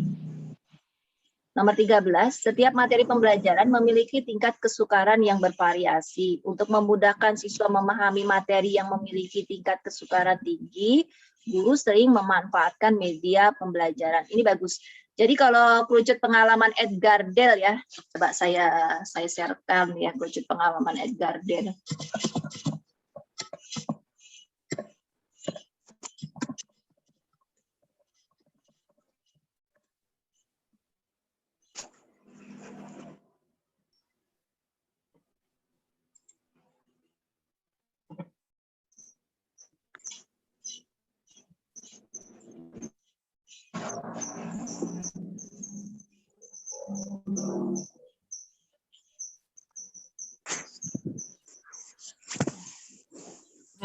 Ini ada kerucut pengalaman Edgar Dell ya. Jadi Edgar Dell itu, dan ini biasanya dipakai di teori media pembelajaran. Edgar Dell bilang, orang itu kalau belajar dimulai dari konkret ya, ini konkret. Oh sorry, maaf, kebalik. Ini dari abstrak ke konkret. Kita kan berharap ya materi-materi pembelajaran yang kita ajarkan ke anak-anak itu kan bisa mampu ditangkap oleh siswa secara konkret sehingga panahnya itu ke bawah. Kenapa yang paling bawah itu yang paling bagus? Ya. Nggak, langsung masak aja, udah habis. Jadi beda kalau dengan hierarki kebutuhannya Abraham Maslow. Kalau hierarki kebutuhan Abraham Maslow dia ke atas, aktualisasi diri itu jadi target yang paling atas, yang paling bawah itu adalah kebutuhan yang harus sangat dipenuhi, kebutuhan mendesak. Tetapi kalau kerucut pengalaman Edgar Dell kebalikannya, yang paling atas itu yang paling minim pengalaman belajar dari siswa, yang paling bawah itu adalah yang paling bagus. Cara bacanya begini. Si Dell bilang bahwa kalau Bapak Ibu atau kita sebagai guru menginstruksikan membaca buku saja kepada siswa-siswa, maka hanya 10% yang bisa mereka ingat. Tatarannya masih tataran abstrak. Masih sulit ditangkap oleh siswa-siswa. Nah, seperti sekarang ini, kalau kita kan lagi mendengarkan ya Bapak Ibu kan sebetulnya lagi melihat tayangan sama mendengarkan, itu kemungkinannya hanya yang diingat oleh siswa itu 20%. Jadi kemungkinan kita sekarang ini yang bisa diingat Bapak Ibu dari penjelasan saya itu hanya 20%. Sifatnya masih abstrak juga, belum konkret materinya. Kalau dia melihat gambar, kalau dia melihat video, kalau dia melihat demonstrasi, yang diingat anak, materi pengetahuan itu hanya 30%, tapi paling tidak lebih bagus daripada Bapak Ibu menugaskan membaca atau mendengarkan saja ya, itu sudah lebih bagus 30%. ini sudah mulai agak bergeser. Ya, masih abstrak, belum terlalu konkret, tetapi paling tidak masih lebih baik dibandingkan hanya membaca buku atau mendengarkan ceramah saja. Lalu kemudian ketika Bapak Ibu menugaskan siswa terlibat dalam sebuah diskusi, hasil belajarnya atau yang diingat materi dari Bapak Ibu, siswa itu sudah naik ke 50%. Berarti dia di tengah-tengah antara abstrak dengan konkret, karena sudah mulai terlibat nih. Ketika dia menyajikan presentasi, naik lagi yang diingat 70%, dan kegiatan pembelajaran yang paling bagus atau media pembelajaran yang paling bagus itu adalah yang bisa mengantarkan siswa untuk dapat bermain peran, melakukan simulasi, dan mengerjakan hal yang nyata. Itu nilainya adalah 90% siswa mampu mendalami materi pembelajaran yang Bapak Ibu berikan, sehingga levelnya dia sudah mengarah kepada level konkret. Kesimpulannya yang bisa kita ambil dari si Edgar Dale ini, sehingga dalam satu hari kegiatan pembelajaran itu sebaiknya Bapak dan Ibu tidak hanya memberikan media pembelajaran ya yang sifatnya PowerPoint saja, yang tidak hanya memberikan media pembelajaran yang sifatnya hanya video saja, tetapi Bapak Ibu juga bisa menggabungkan antara video yang diberikan dengan misalkan mereka diminta untuk melakukan hal-hal atau menjawab permasalahan yang nyata yang ada di lingkungan sehari-hari siswa. Itu jauh lebih bermakna. Ya, kita kembali lagi ke sini. Sehingga kalau begitu nomor 13 jawabannya apa kira-kira Bapak Ibu? Apa sih fungsi dari video itu? C. Membuat konkret konsep yang abstrak. Ya, dia membuat konkret konsep yang abstrak. Meskipun tingkat kekonkretan yang diberikan dari media video seperti tadi ya, yang ada hanya sekitar 30% saja. Kan nggak mungkin juga ya, kita misalkan mau peredaran darah, kita membedel manusia itu kan nggak mungkin. Ya, paling bagusnya sebetulnya kalau peredaran, padahal kan kalau kedokteran itu ya paling bagus, mohon maaf dan kita cari apa istilah kalau kedokteran itu nggak boleh menyebut jenazah ya, dia membahasakannya halus. Om tante ya, om tante itu adalah jenazah, untuk laki-laki dibilang om, untuk itu jadi penghormatan kepada si jenazah untuk para mahasiswa kedokteran untuk belajar mengenai sistem tubuh manusia. Memang paling bagusnya adalah kita dengan melihat secara langsung, tapi itu kan tidak bisa. Jadi kembali lagi dilihat dari tujuan pembelajarannya apa, lalu kemudian karakteristik medianya seperti apa. Atau misalkan gini juga, kan nggak bisa ya kalau kita mau mengajarkan anak-anak tentang bencana banjir, apa ya kita harus bawa mereka ke area yang banjir, atau misalkan kita mau mengajarkan anak-anak itu tentang bencana tsunami, kan nggak mungkin juga kita bawa mereka ke situ. Jadi saya rasa kalau ada beberapa hal yang memang tidak bisa dilakukan atau terbatas pada media pembelajaran yang bisa dihadirkan, ya cukup saja dengan video. Itu sudah jauh lebih baik daripada tidak ada sama sekali. Ya. Lanjut ke nomor 14. Jika guru melaksanakan pembelajaran dengan menggunakan masalah sebagai langkah awal dalam mengumpulkan dan mengintegrasikan pengetahuan baru berdasarkan pengalamannya, dimulai dengan memunculkan pertanyaan penuntun dan membimbing peserta didik berkolaborasi yang mengintegrasikan berbagai subjek dalam kurikulum. Jawabannya yang mana Bapak Ibu? Problem based learning bukan project based learning. Iya. PBL. Project based learning. Coba sebentar saya cek dulu. Jika guru melaksanakan pembelajaran dengan menggunakan masalah. Oke, masalah berarti bisa problem, bisa project, bisa discovery, bisa inquiry ya. Semuanya kan sama-sama masalah. Sebagai langkah awal dalam mengumpulkan dan mengintegrasikan pengetahuan baru berdasarkan pengalamannya. Dimulai dengan memunculkan pertanyaan penuntun. Oh, ada pertanyaan penuntunnya. Ada pertanyaan penuntunnya, ada membimbing peserta didik berkolaborasi. Ini ciri-ciri dari ini Bapak Ibu, bukan problem. Ini ciri-ciri dari project based learning yang Jadi saran saya, kan ada sintaks ya, ini sebetulnya sintaks langkah-langkah pembelajaran. Jadi ada sintaks discovery, ada sintaksnya konstruktivisme. Kalau dia ada model pembelajaran konstruktivisme juga ada itu ya, itu juga ada sintaksnya. Ada model pembelajaran kontekstual. Kontekstual itu biasanya ada community learning-nya. Itu harus Bapak Ibu hafalkan ini. Karena itu memang begitu langkah-langkah pembelajaran yang harus dilakukan. Nah, ini mengacunya semuanya kepada project based learning, ya. Jadi yang A jawabannya.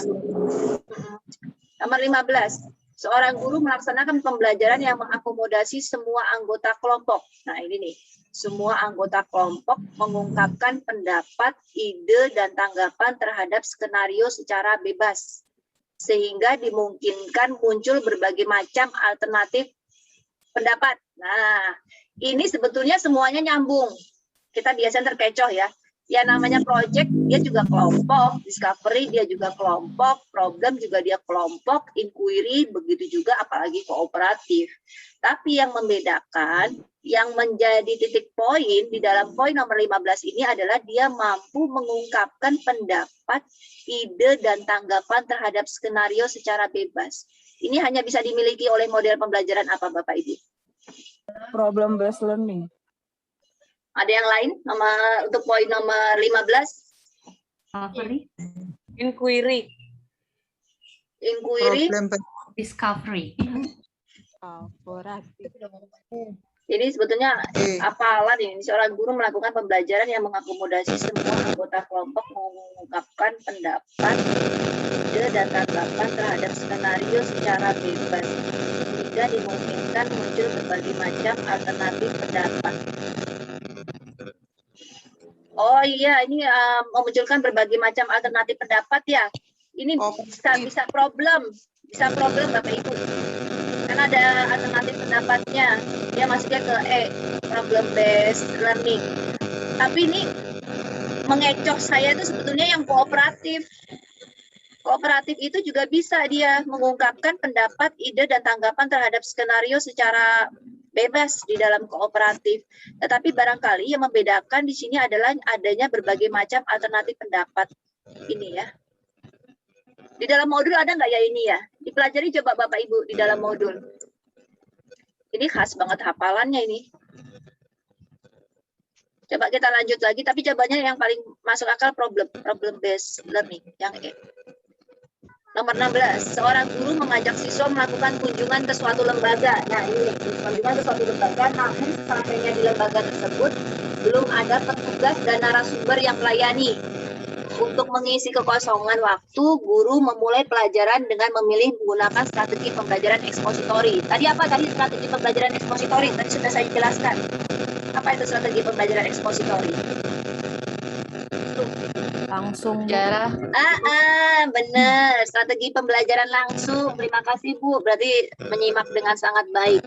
Strategi pembelajaran ekspositori itu langsung. Anak-anak diberikan materi saja. Sama seperti ceramah. Sehingga strategi pembelajaran ekspositori itu Bapak Ibu, metodenya sudah pasti ceramah. Nggak ada yang lain. Nggak bisa tanya jawab. Nggak bisa penugasan.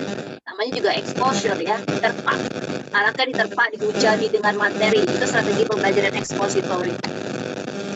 Makanya untuk mengisi kekosongan waktu, guru memulai pembelajaran dengan memilih menggunakan strategi pembelajaran ekspositori. Saya termasuk orang yang begini. Saya tidak pernah menganggap bahwa metode ceramah itu atau strategi pembelajaran ekspositori itu sudah pasti jelek, Bapak Ibu. Nggak bisa begitu juga ya. Terkadang ada kondisi-kondisi yang membuat kita itu harus menggunakan itu. Contohnya, ketika saya pernah mengajar ya di satu kampus swasta, dan itu jumlah mahasiswa saya 100 orang, Bapak Ibu. Bisa dibayangkan 100 orang kalau menggunakan model apa istilahnya discovery atau inquiry atau problem, wah nggak kebayang itu betapa gaduhnya kelas itu. Lalu kemudian materi itu hanya ada di komputer. Saya tidak katakan laptop, tetapi adanya di komputer karena kampus itu tidak merekomendasikan dosen membuat PPT sendiri. Jadi sudah ada PPT yang sudah ada PPT yang diberikan oleh universitas dan itu hanya bisa dibuka aksesnya oleh dosen, maka mau tidak mau, suka tidak suka, saya pasti akan menggunakan strategi pembelajaran ekspositori. Mau itu di belakang main kartu juga mungkin saya nggak bisa lihat karena bangkunya tidak disusun secara undak-undakan dan 100 orang itu luar biasa, ternyata banyak sekali. Saya harus bicara dengan mikrofon, pakai mikrofon juga supaya semua mahasiswa terdengar, dan saya bisa katakan itu adalah perkuliahan saya paling jelek semasa saya menjadi dosen karena tidak bisa menggunakan strategi pembelajaran yang discovery karena mati kutu dengan jumlah mahasiswa yang banyak ya. Itu jadi bukan salah juga ya, karena memang itu yang harus diambil. Nah, ketika kita juga berada dalam kondisi itu dan ketika kita mau tidak mau menggunakan strategi pembelajaran ekspositori, itu bisa dikarenakan seperti tadi yang saya bilang ya, waktu belajar cukup banyak mungkin bukan alasan kenapa strategi pembelajaran ekspositori itu dilakukan. Malah kalau waktu belajarnya cukup banyak, semestinya yang harusnya yang discovery ya, bukan yang ekspositori. Yang B, sumber belajar hanya dimiliki pendidik. Ini alasan masuk akal kenapa strategi pembelajaran ekspositori itu harus dilakukan. Bagi guru-guru yang berada di, mohon maaf ya, area 3T dan sumber belajarnya terbatas dan sumber belajarnya itu hanyalah si guru, itu bisa dilakukan strategi pembelajaran ekspositori itu. Atau sedikitnya jumlah guru, ini nggak bisa dilakukan ya, karena kan ini ada di lembaga, kita melakukan kunjungan. Lalu ruang kelas terbatas, ini bukan di ruang kelas, tidak ada sumber belajar dan media pembelajaran, ini juga bukan alasannya. Jadi yang masuk akal adalah yang bebek, sumber belajar hanya dimiliki oleh pendidik. Langsung mainkan ekspositori kalau seperti itu ya. Nggak usah yang aneh-aneh, nggak usah minta siswa, udah cari aja sana, nih ibu berikan panduan pertanyaannya atau LK-nya, lembar kegiatannya. Nggak bisa, karena nggak ada petugas dan narasumbernya. Ya, jadi petugas dan narasumber ini kan sumber belajar sebetulnya, tapi karena nggak ada, jadi mau nggak mau gurunya yang bermain tunggal, jadi ekspositori yang bisa kita pilih ya. Lalu ini nomor 17, nah ini 17 ini yang saya bilang sintaks ya, Bapak Ibu harus hafal ini, dan ini sangat kalau dikatakan itu hafalan ya, diingat-ingat aja yang pertama itu apa, berikutnya yang apa gitu.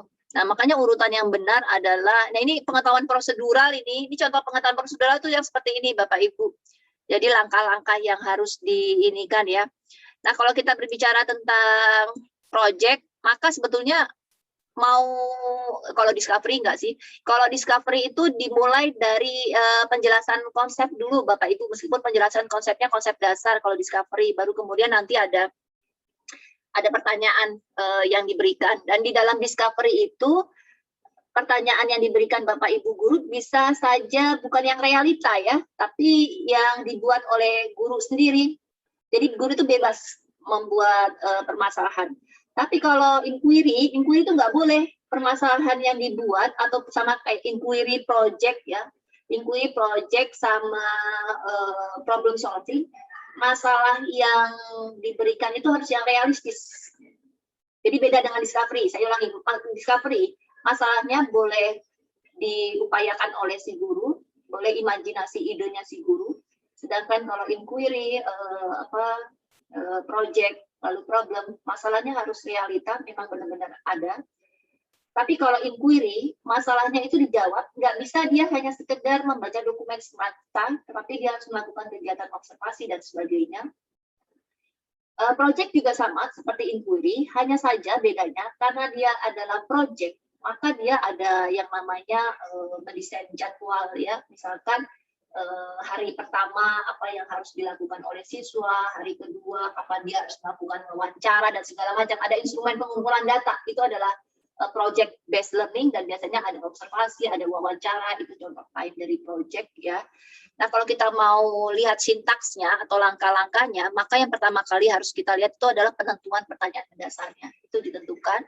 Lalu pendesain perencanaan proyek, Ini yang mau dijawabnya dengan menggunakan apa? Apakah kita harus terjun langsung ke lapangan?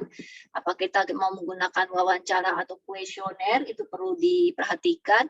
Lalu menyusun jadwal. Jadwal ini diperlukan. Siapa saja yang hari ini bertugas ya mengumpulkan. Jadi siapa yang menjadi pengolah data? Siapa yang melakukan analisis terhadap data-data yang dikumpulkan di lapangan ya.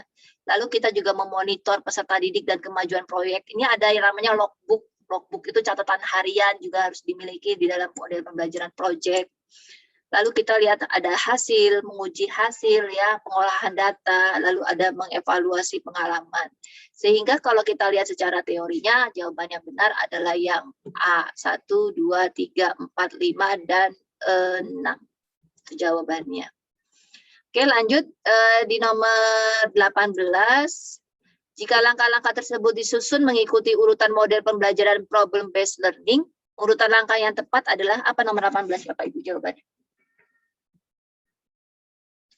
Apa kira-kira? 18. C. C, 2, 3, 1, 4 ini kalau dulu zaman saya SD kalau jawabannya sama begini, wah ini kayaknya jawabannya nih. Ya kan 2, 3, 1, 4 sama yang E 2, 3, 1, 4. Kita cek ya. Yang C. Iya, C atau E itu sama aja ya. 2, 3, 1, 4. Orientasi siswa pada masalah. Memang itu didahului oleh masalah juga. Kita berorientasi pada masalah seperti yang saya katakan tadi. Masalah yang ada di problem based learning itu adalah masalah yang nyata, bukan masalah rekaan. Lalu kemudian Harusnya 2134 ya.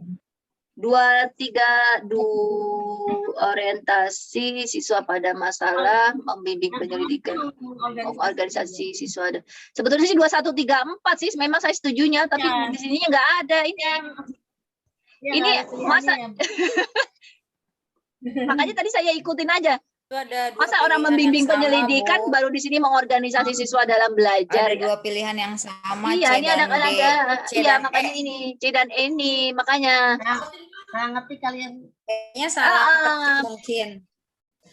Mestinya mengorganisasi siswa dulu dalam belajar ya. Jadi siswanya itu disuruh apaan gitu. Dia diberikan panduan-panduan, pertanyaan panduannya itu apa yang harus dijawab, pertanyaan yang harus didiskusikan, baru dia ke sini gitu. Bagi kelompok. Iya. Kalau kayak gitu ada bonus kali Bu ya? Bonus. Itu karena komputer ya. Kan kalau UP kan komputer ya, nggak tahu deh kalau komputer. Kalau mungkin kalau orang lebih humanis.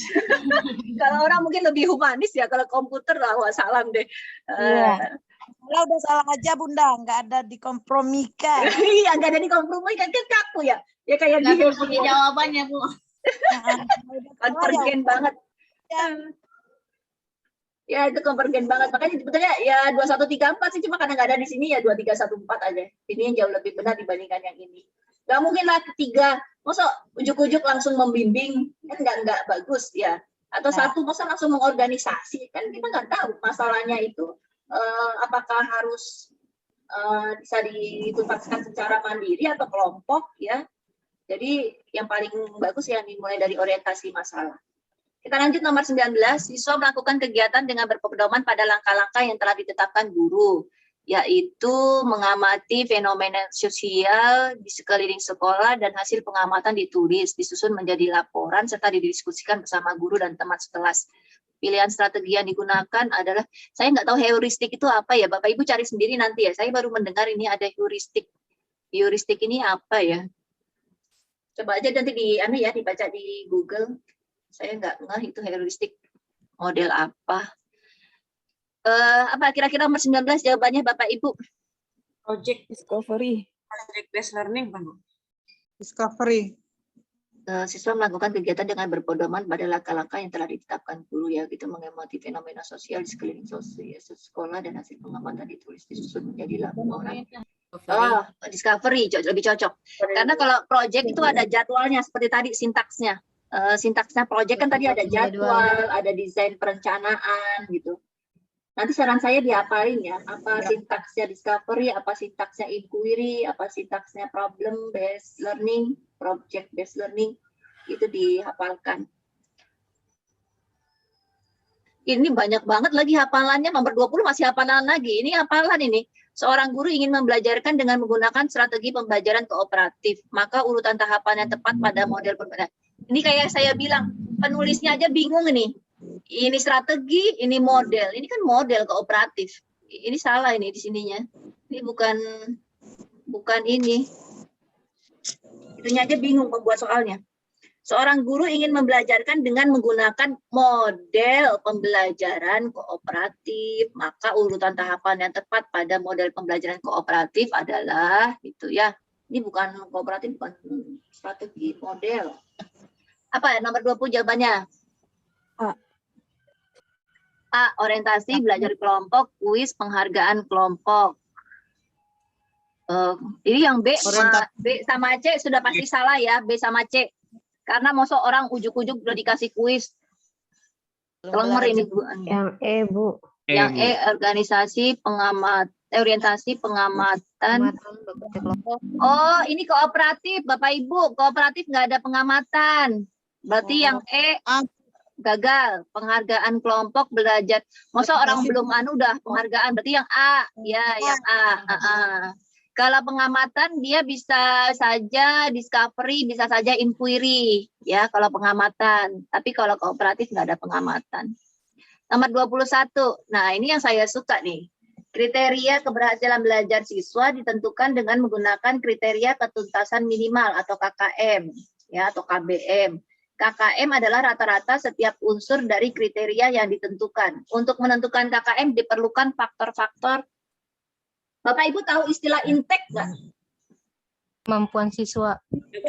Intek siswa. Intek siswa itu kemampuan daya nalar, ya. Iya. Nah, kemampuan kognitif. Kemampuan kognitif itu jadi suatu sekolah dia tidak akan bisa, misalkan KKM-nya itu 60, lalu kemudian tahun depan menjadi 80, nggak bisa kalau misalkan inputan atau masukannya atau inteknya siswa itu sama aja gitu. Satu sekolah itu dikatakan unggulan ya udah pasti unggulan, wong inteknya aja bagus, ya kan? Makanya nilai KKM-nya pasti tinggi karena inteknya bagus. Nah, untuk menentukan KKM itu nggak bisa ujuk-ujuk juga ya. Jadi apa kira-kira yang ini? D, Bu. Kompleksitas indikator. Kompleksitas indikator itu bukan persoalan KKM. Dia nggak masuk. Jadi kalau ada jawaban kompleks kesulitan indikator, KD nggak bisa. Yang B yang cocok, kemampuan guru, sarana prasarana, sama intek siswa itu yang dipakai. Kemampuan guru, berapa banyak lulusan sarjana, berapa banyak lulusan magister yang ada di sekolah tersebut, berapa banyak jumlah guru yang sudah terprofesi atau yang sudah memperoleh sertifikat pendidik, itu juga masuk ke dalam penentuan KKM. Lalu kemudian berapa banyak guru-guru yang memiliki status sebagai guru tetap, ya, itu juga masuk. Atau kalau misalkan di negeri berapa banyak guru yang PNS, itu juga termasuk. Sarana prasarana juga Bapak Ibu sangat berpengaruh ya. Kemarin saya ngisi materi di sekolah, memang bukan sekolah dasar sih. Kemarin saya isi materi di sekolah Nurul Fikri ya, Nurul Fikri boarding school di Lembang, Bandung, tapi secara online. Saya jadi narasumber metodologi penelitian pendidikan, ada departemen riset dan pengembangan di sekolah itu, dan itu KKM-nya sangat tinggi ya, meskipun dia istilahnya santri bukan siswa.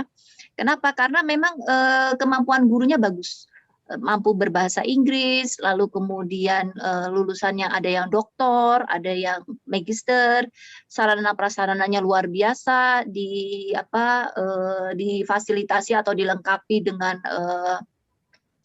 sarana olahraga yang mumpuni ya, ada kolam renang pribadi sekolah itu, lalu kemudian ada area olahraga lainnya, dan inputan siswanya juga bagus-bagus. Tapi memang itu jenjang SMP SMA. Nah, itu yang akhirnya mempengaruhi dari KKM. Lalu berikutnya nomor 22. 22 apa jawabannya nih kira-kira? Izin Ibu, punten. Iya, boleh. Ketika dulu saya pernah menyusun KKM itu, di situ ada 3 aspek ya Bu ya. Salah satunya itu ya kompleksitas Ibu. Apa memang sudah bergeser kepada kemampuan guru untuk sekarang atau gimana Ibu? Enggak, kompleksitas indikator itu bukan ditentukan untuk KKM. Kenapa? Karena kompleksitas indikator itu tergantung kewenangan si gurunya. Bapak bisa baca, Pak Topik bisa baca lagi teori tentang penyusunan ini, KKM. Jadi yang namanya, misalkan kenapa A ini salah? Karena dia tidak ada inteks siswanya. Padahal kan itu kan dia mau mengarah kepada inteks siswa, ya. Yang mau kita lihat kan si kemampuan si siswanya, maka kita gagalkan. Lalu yang C, daya dukung itu daya dukung yang bagaimana? Tingkat kesulitan yang apa? Ini nggak jelas, maka kita buang. Lalu kemudian yang D, kompleksitas indikator. Oke lah, misalkan kompleksitas indikator kita pertimbangkan. Tetapi kompleksitas indikator ini disandingkan dengan daya dukung yang nggak jelas, inteknya siswa masih bisa diterima, tapi karena ada daya dukung yang nggak jelas, kita buang. Lalu yang E, kemampuan guru masuk di dalamnya. Tingkat kesulitan kompetensi dasar, oke lah kita katakan dia masuk di dalamnya. Inteks siswa itu kemampuan berpikir siswa ini sudah pasti, tapi dia melupakan sarana prasarana. Tidak akan bisa seorang siswa mampu mencapai kriteria ketuntasan minimal kalau tidak didukung oleh sarana dan prasarana di sekolah tersebut, Pak Topik. Pak Topik kan tadi yang tanya ya? Punten ya? Jadi memang yang paling jawaban benar adalah nomor B. Kecuali kalau ada jawaban misalkan kemampuan guru, sarana prasarana, inteks siswa, kompleksitas indikator itu jauh lebih lengkap lagi. Ya. Baik, terima kasih. Sama-sama. Jawaban apa itu, Bu? Apa? Jawaban yang benar berarti apa itu? Yang D apa yang B? Bebek. Yang Bebek. Oh, bebek. Ya. Bebek. Kemampuan guru, sarana prasarana, inteks siswa. Semakin lengkap sarana prasarananya, diharapkan siswa akan semakin bisa mencapai kompetensi dasar yang yang dituliskan. Padahal sebetulnya kita pikir ya, kenapa sarana prasarana itu bukan berarti ada kamar mandinya, bukan begitu Bapak Ibu ya. Ada ruang-ruang belajar mandirinya, ada ruang untuk laboratorium anak itu untuk belajar IPA dan segala macam. Saya pernah ketemu sekolah di Kalimantan ya, saya lupa sekolah apa ya di Kalimantan tuh. Saya baca di surat kabar sekolah itu bagus sekali ya, dan dia memang sangat menekankan pada sains. Jadi makanya sainsnya maju karena memang area untuk laboratorium sainsnya itu sangat bagus. Tapi waktu itu saya lupa itu antara jenjang SD atau SMP di Kalimantan, sehingga banyak penghargaan yang diperoleh dari sekolah itu. Oke, kita lanjut lagi. Tadi sampai mana ya? Nomor 22 ya? Iya. Nomor 22 apa jawabannya? Kecuali D. Oh, kecuali ya. Kecuali D. Apa, Bu? D, Bu, D. Seorang guru harus menentukan kriteria ketuntasan minimal atau kriteria belajar minimal. Berikut merupakan fungsi KKM, kecuali sebagai acuan peserta didik dalam menyiapkan diri mengikuti penilaian mata pelajaran, merupakan target satuan pendidikan, kecuali dapat digunakan sebagai bagian dari komponen dalam melakukan evaluasi program pembelajaran untuk bahan laporan. Kalau kita lihat, sebagai kegiatan pengambilan keputusan. Yang bukan. Ya. Ini apa metode kualitatif kuantitatif, ini kan bukan penelitian. Kriteria ketuntasan minimal kan bukan metode penelitian kualitatif kuantitatif. Nggak bisa ya. Oke, lanjut. Pada proses pembelajaran, ini gampang kalau yang ini. Pada proses pembelajaran seorang guru ingin melakukan penilaian terhadap perilaku. Perilaku apa? Observasi. Domain observasi. Ya, observasi. Kalau wawancara itu mau mengukur pendapat. Ya, mau tahu tentang pendapat, sama seperti kuesioner. Kuesioner itu mau mengukur persepsi, itu pakai kuesioner. Makanya dia kuesioner itu biasanya untuk penelitian survei. Misalkan ini judulnya persepsi guru terhadap program pendidikan karakter di SDA. Nah, itu pakai kuesioner. Ya. Atau mau mengukur ini sikap siswa juga bisa sih, cuma paling bagus observasi. Kadang-kadang kan mahasiswa kalau mau memberikan instrumen ya tentang motivasi belajar, saya selalu bilang jangan hanya kuesioner tunggal ya, karena kita nggak pernah tahu apakah jawaban siswa itu benar gitu, sesuai dengan apa yang mereka lakukan di dalam kelas. Makanya harus ada pedoman observasi untuk penguatan. Oke, lanjut. Wah, udah mau azan nih. Seringkali tiap kali nomor 24 apa kira-kira nih? Nomor 24. Siapa sih yang nyoret-nyoret ini? Jadi kagak kebaca ini. Saya nggak bisa ngilangin ini nyoret-nyoretnya. Setiap kali di akhir pembelajaran, seorang guru akan melakukan proses penilaian. Sebelum guru menyusun soal-soal untuk menilai hasil belajar siswa, manakah yang pertama kali harus dipelajari? Apa kira-kira? Yang pelajari? Indikator pencapaian kompetensi, betul. Karena kan soal-soal sama menilai hasil belajar siswa itu dari indikator. Makanya saya paling gampang itu kalau nilai evaluasi pembelajaran yang dibuat oleh mahasiswa ya. Kalau itunya salah, Bu Emi, punten jangan coret-coret Bu Emi, biar teman-teman bisa baca. Iya, jangan dicoret-coret layarnya. Saya nggak bisa balikinnya soalnya. Tadi sampai mana? Oh, kalau indikatornya salah, itu pasti akan salah. Contohnya gini, kalau KD-nya kompleksitas KD-nya itu dia berada pada ranah C4, tapi indikatornya hanya sampai C1, C2, itu udah pasti salah itu. Udah kesana-sananya udah pasti kegiatan pembelajarannya salah, penentuan media pembelajarannya juga sudah salah, apalagi evaluasinya. Nah, paling gampang lihat dari situ. Ya, lihat dari indikator IPK itu. Nomor 2. Untuk merancang pengayaan. Kalau pengayaan itu yang kayak gimana Bapak Ibu? Untuk murid-murid yang bagaimana? Yang sudah di atas KKM. Betul. Bahasanya sudah di atas KKM, sudah di atas nilai yang kita sarankan ya, tuntas belajarnya sudah optimal. Sehingga harus apa? Kira-kira yang mana? Yang Bu. Diberikan materi bahan ajar lebih tinggi. Yang nomor 25. Diberikan materi bahan ajar dan mengerjakan. Oh iya, betul.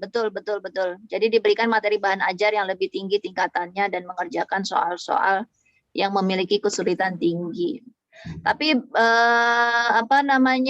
kalau memang yang ini biasanya kalau di kelas nih berarti kalau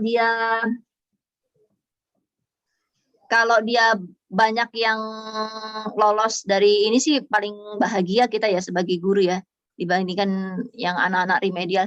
Nah, kalau yang remedial itu ya Bapak Ibu, jadi jangan langsung memberikan soal tes yang sama. Jadi dia diajarkan lagi tapi dengan metode yang berbeda. Misalkan sebelumnya metode pembelajaran yang dipakainya adalah diskusi misalkan ya. Lalu kemudian ketika siswa-siswa itu remedial, Bapak Ibu menyusun metode pembelajaran jangan lagi diskusi, tapi metode pembelajarannya yang lain gitu. Jadi jangan hanya sekedar dikasih soal aja. Oke, nomor 26. Nomor 26 apa? Demonstrasi tugas belajar. Penilaian kinerja. Ya, penilaian kinerja ya, karena demonstrasi tugas belajar. Nomor 27.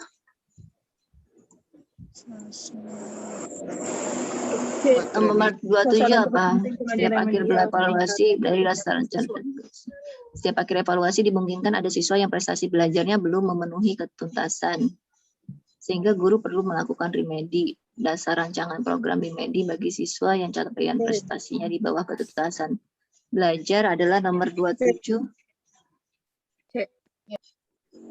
Proses pengajaran remedial adalah pada dasarnya adalah proses belajar mengajar biasa, enak aja proses belajar mengajar. Salah itu yang A ya. Tujuan pengajaran remedial adalah sama dengan teks diagnostik. Beda, teks diagnostik itu untuk menentukan bakat minat si anak ya. Jadi B salah. Sasaran terpenting pengajaran remedial adalah peningkatan kecerdasan siswa. Betul sih memang peningkatan kecerdasan siswa. Tapi lebih bagus sebetulnya jangan kecerdasan ya. Tapi kemampuan peningkatan kemampuan belajar siswa itu jauh lebih halus bahasanya. D, strategi yang dipilih hanya berbentuk tes ulang. Nah ini nih nggak boleh nih hanya ngasih tes ulang aja. Dikasih lagi soal itu biar dapat nilainya bagus.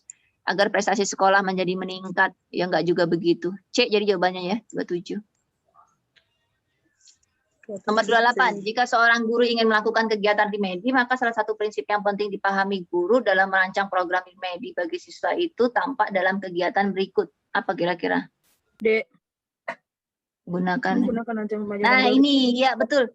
Yang seperti tadi saya bilang Bapak Ibu ya. Nomor 28. Jadi kalau sudah metode pembelajaran sebelumnya itu diskusi dan ternyata anak-anak skornya jelek, maka jangan diberikan lagi metode pembelajaran yang sama, tapi kita memberikan lagi rancangan pembelajaran yang baru. Dan juga jangan lagi merancang tes ulang aja tanpa ada pengulangan penjelasan materi, enggak begitu. Nomor 29 apa? Portofolio. Kayak zaman dulu sebelum PLPG kan ada portofolio ya. Bapak Ibu nggak ngerasain. Hasil kerja masing-masing siswa. D. Mengumpulkan hasil kerja. D ya Bu. Mengumpulkan hasil kerja masing-masing siswa yang telah diberi masukan. D. Oke, yang D, betul, yang D. Kalau yang A, memberikan penilaian menyeluruh terhadap tugas-tugas siswa. Ini tugas-tugas yang mana? Kalau memberikan penilaian menyeluruh terhadap tugas-tugas siswa, semua itu juga sama. Mengumpulkan lembaran-lembaran jawaban hasil tes harian. Ngapain dikumpulin aja, bukan ini maksudnya. Memberikan tugas kepada siswa untuk dikerjakan di rumah, tidak hanya ini saja. Mengumpulkan hasil kerja masing-masing siswa yang telah diberikan masukan baik oleh guru dan rekan siswa dalam suatu album. Nah, ini bagus nih. Yang E, mengumpulkan lembaran-lembaran jawaban hasil ulangan tiap siswa untuk melihat kesulitan siswa dalam memainkan, kemudian diberikan pengajaran dan dasarnya dia. Enggak, fokusnya bukan pada ini. Jadi yang D ya. Yang D fokusnya. Nomor 30, berdasarkan data hasil evaluasi pembelajaran tentang memahami teks anekdot, ternyata hasilnya tidak maksimal. Dari 30 siswa dinyatakan belum tuntas sebanyak 15 sehingga mengikuti program remedial. Sedangkan yang dinyatakan tuntas 15 orang mengikuti program pengayaan. Kegiatan pengayaan untuk 15 siswa dapat dilakukan oleh guru dengan cara apa nih? Mengadakan pendalaman materi. Iya. Terkait dengan Ditarik KD yang mana? Ditarik KD mana yang yang sudah dikuasai dengan sangat baik oleh siswa dan itu dibahas ya. Diberikan bahan ajar berupa modul digabung dengan siswa yang belum digabung dengan siswa yang belum tuntas. Udah nanti malah jadi ini nih, tukang ribut ini nih kalau digabung sama yang remedial. Melanjutkan materi pada KD selanjutnya. Kasihan nanti teman-teman yang belum memberi tugas mengerjakan lembar kerja siswa itu udah dikerjakan. Oke, yang A, jawaban paling masuk akal. Oke, ada pertanyaan Bapak dan Ibu sampai di sini?